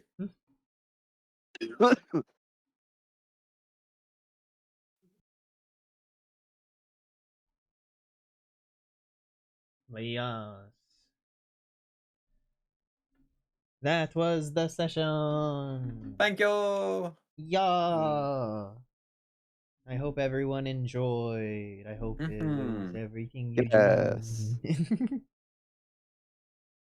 We always enjoy time with you. Oh, I thank you. Lovely. I already like Thorn. He's I trying like the his sass. best. He's so fucking awkward. I'd like to know I him don't more. blame him. Have you seen our party? Yeah, And our and like, compatriots? yeah, like Lark said, it's going to take a few hours to try and explain all of this. So anyway, that's how I met your mother. No,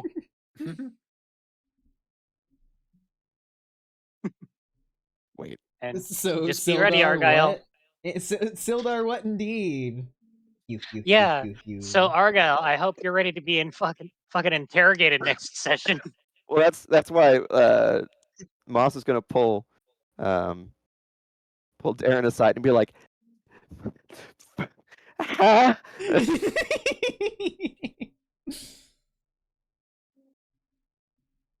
My vote is Because evil twin. Because Well, you better hope you get to. You better hope Darren gets to you first. Because if you ask him now, he'll be like, "I don't know what's happening anymore." Well, I doubt you're going to be able to dodge all the questions even after you get Darren aside.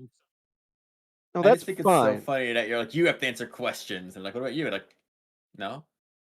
Nuh-uh. Listen. It's not Lark's fault he notices things. But he chooses the pry. So Lyric had to pick between bunking with Moss to grilling him or bunking with Thorn to stop anyone else.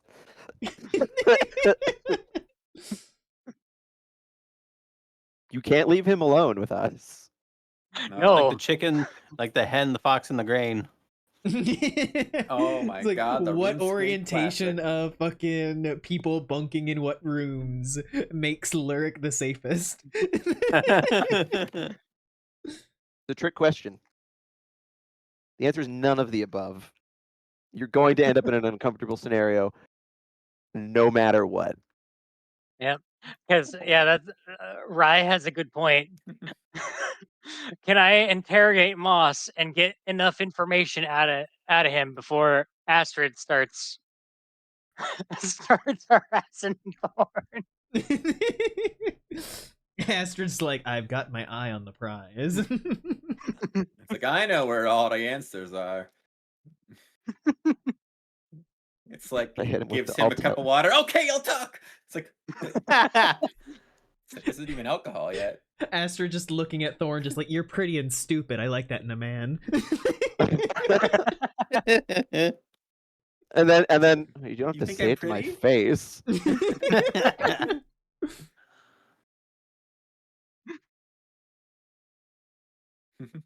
You don't have to say it to my face. Yes, I do. Like Lyrica's doing it partially to save his friend and partially to save his own ass because he knows that people are going to start asking questions about him, and he's like, "No, this guy's an open book. I don't need him to saying anything about me." Moss's only question would be, has he always been so... And then just gesture. Wow.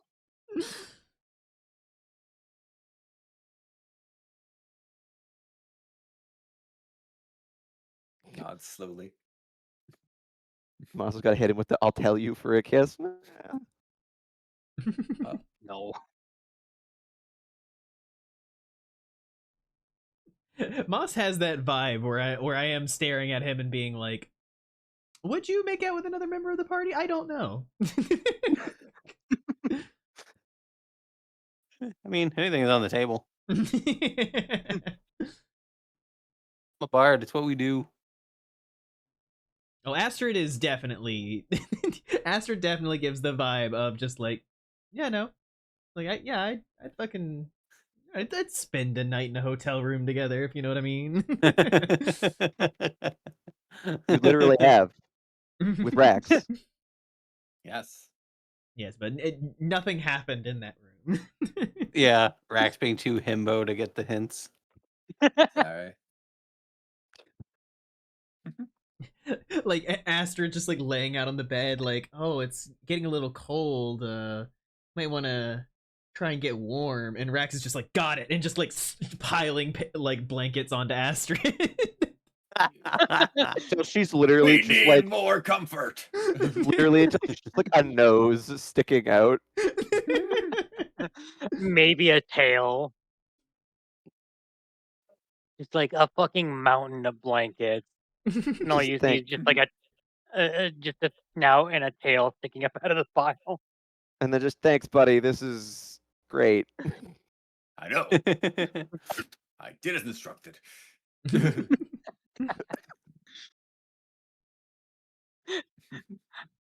then you have Moss and Lurk knowing exactly what she's up to. And then betting on will it work? No. Yep. Both of them just like no.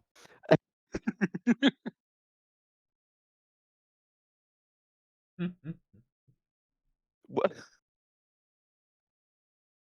What the fuck? Moss, this kiss kind of tastes like blood. Would Moss make out with someone to avoid answering the question what happened to Sildar? And then kind of tastes like Sildar in here.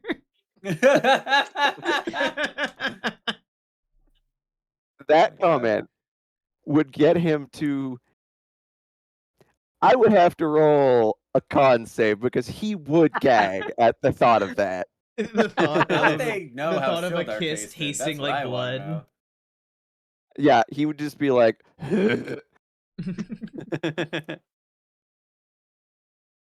Like, there's no way you knew how Sildar tasted. There's no way, you can't expect me to believe that. I bet you know who you could ask though. Ayo. Moss? No, Oh, sorry. it's the assumed. wizard. The wizard. God damn it. Arno. Yarno. Arno. Yeah, it's spelled Iarno. Yeah. Iarno. Okay. I was gonna say, I Lil, thought Moss you're was not the a one who tasted him. Lil, you're not a mosquito. You're a fucking what is Lil again? Damselfly. Lilt is. Oh yeah, there's that. He's kind of whatever bug fits the situation. Sometimes he's a carpenter bee. Sometimes he's a damselfly. Well, he's not a mosquito. That's for damn sure. I'm a great many things. Oh, we're aware. Sometimes he's a little fucking centipede parasite. A second centipede, Parasite. crazy. Boog 1, 2, and 3. Yes, thank you, Crispy. It's like a little like thing 1, thing 2, and thing 3 labels on all of them. Bug 1, bug 2, bug 3. Scrimblow. And he has the scorpion. You know the difference between Lilt and a mosquito? I don't know. What is it? People slap me less when I suck. When you slap a mosquito, it stops sucking. Essentially the same answer. They're on the same page.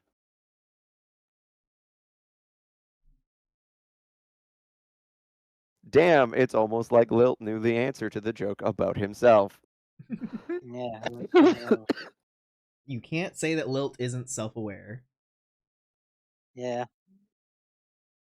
Sometimes to a fault. I like just the fucking somewhere when Rax hears the music box, it's like somewhere in the back of his mind, there's like that itch. It's like, oh, this is familiar. Oh no, wait, that's just a mosquito bite. Yeah. What the heck?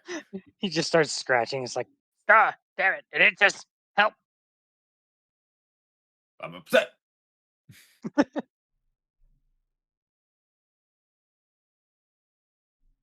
Poor Rex.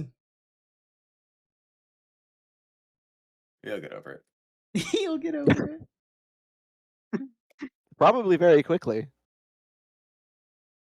Yeah, what was he even thinking about?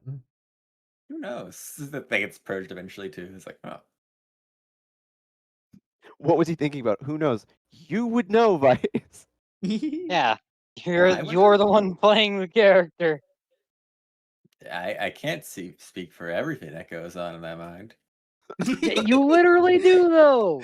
Vice literally with the like, my mind is an enigma. Fucking carton of milk spilling. falling over. Yeah. The inner machinations of my mind are an enigma. Damn, Lilt, if I could donate some to you, I would.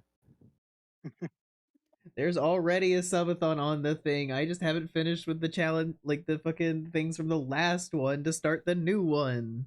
Yeah, and by the time you get through those, Lilt will be built up to redeem another one.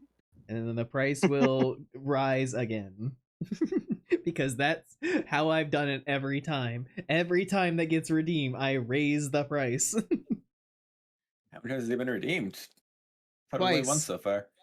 Oh.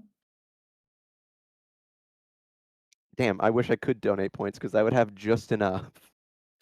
Oh, I have like 400,000 I'm just sitting on. Yeah, well, you literally like did like the second one like while I was like about to finish or something like that, and you're like, "Woo, immediate second subathon," and I'm like, "No." I remember, Oh, yeah. fuck you. It was in the Yeah. midst of it. It was just It like was essentially die. yeah, Die it was bug. in the midst of it. It was just like, and we go again, and you were like, absolutely not. Look, I when hear Snow say you're that to Lil pretty often. when you're locked in there for a while, it's one of those things where it's like it's it's nice, but Right. I would We work imagine together. a redeem like that has a cooldown.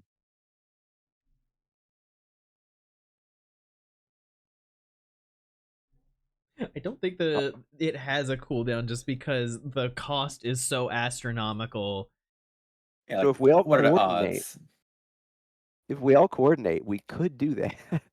I kind of spent my points on dates of Snow, so I can't do it anymore. I mean, sorry. like the first one is 750,000 for Force Subathon, so good luck. Yeah, we would have. If you wanted to coordinate that, people would have to save up points for a while. Mm-hmm.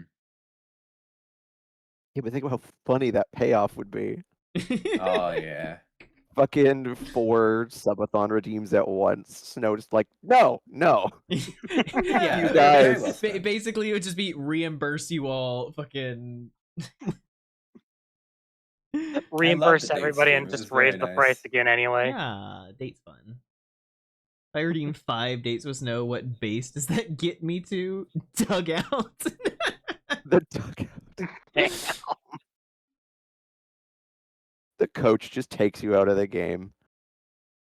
Does the 5 subathons by splitting the screen into like 5 sections during the stream. You, Oh, that you would be have to be awful to watching watch. all of them to get the full picture of what the fuck I'm doing.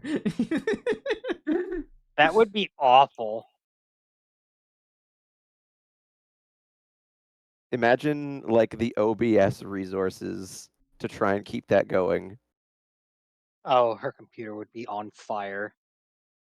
Yeah. They're all temporarily displaced. Yeah, with just enough delay between each of them. Oh god. No, don't. No. Just a cacophony of Snow voice. There is Sounds like no fun. way to get it back in sync. No. No matter how many times you refresh all of them at once, it'll never work. But yes, I think for now I am going to wrap up stream. Thank you all so much for being here and watching. Yes, thank you everyone. Hmm. Thank you for taking And part Lil. in another fun session. And Lilt. And the specification, damn. I don't like including Lilt in everyone. Why? Like, Lilt's not a person. Argyle, may I bring your attention to some of the comments that Lil continues to make during our sessions? Yeah, but that's Lilt. I don't know. That comes I'm with the aware. territory. Lilt really wanted a bathhouse episode. It was kind of weird. That was more than Lilt that wanted that. People were Yeah. immediately on that.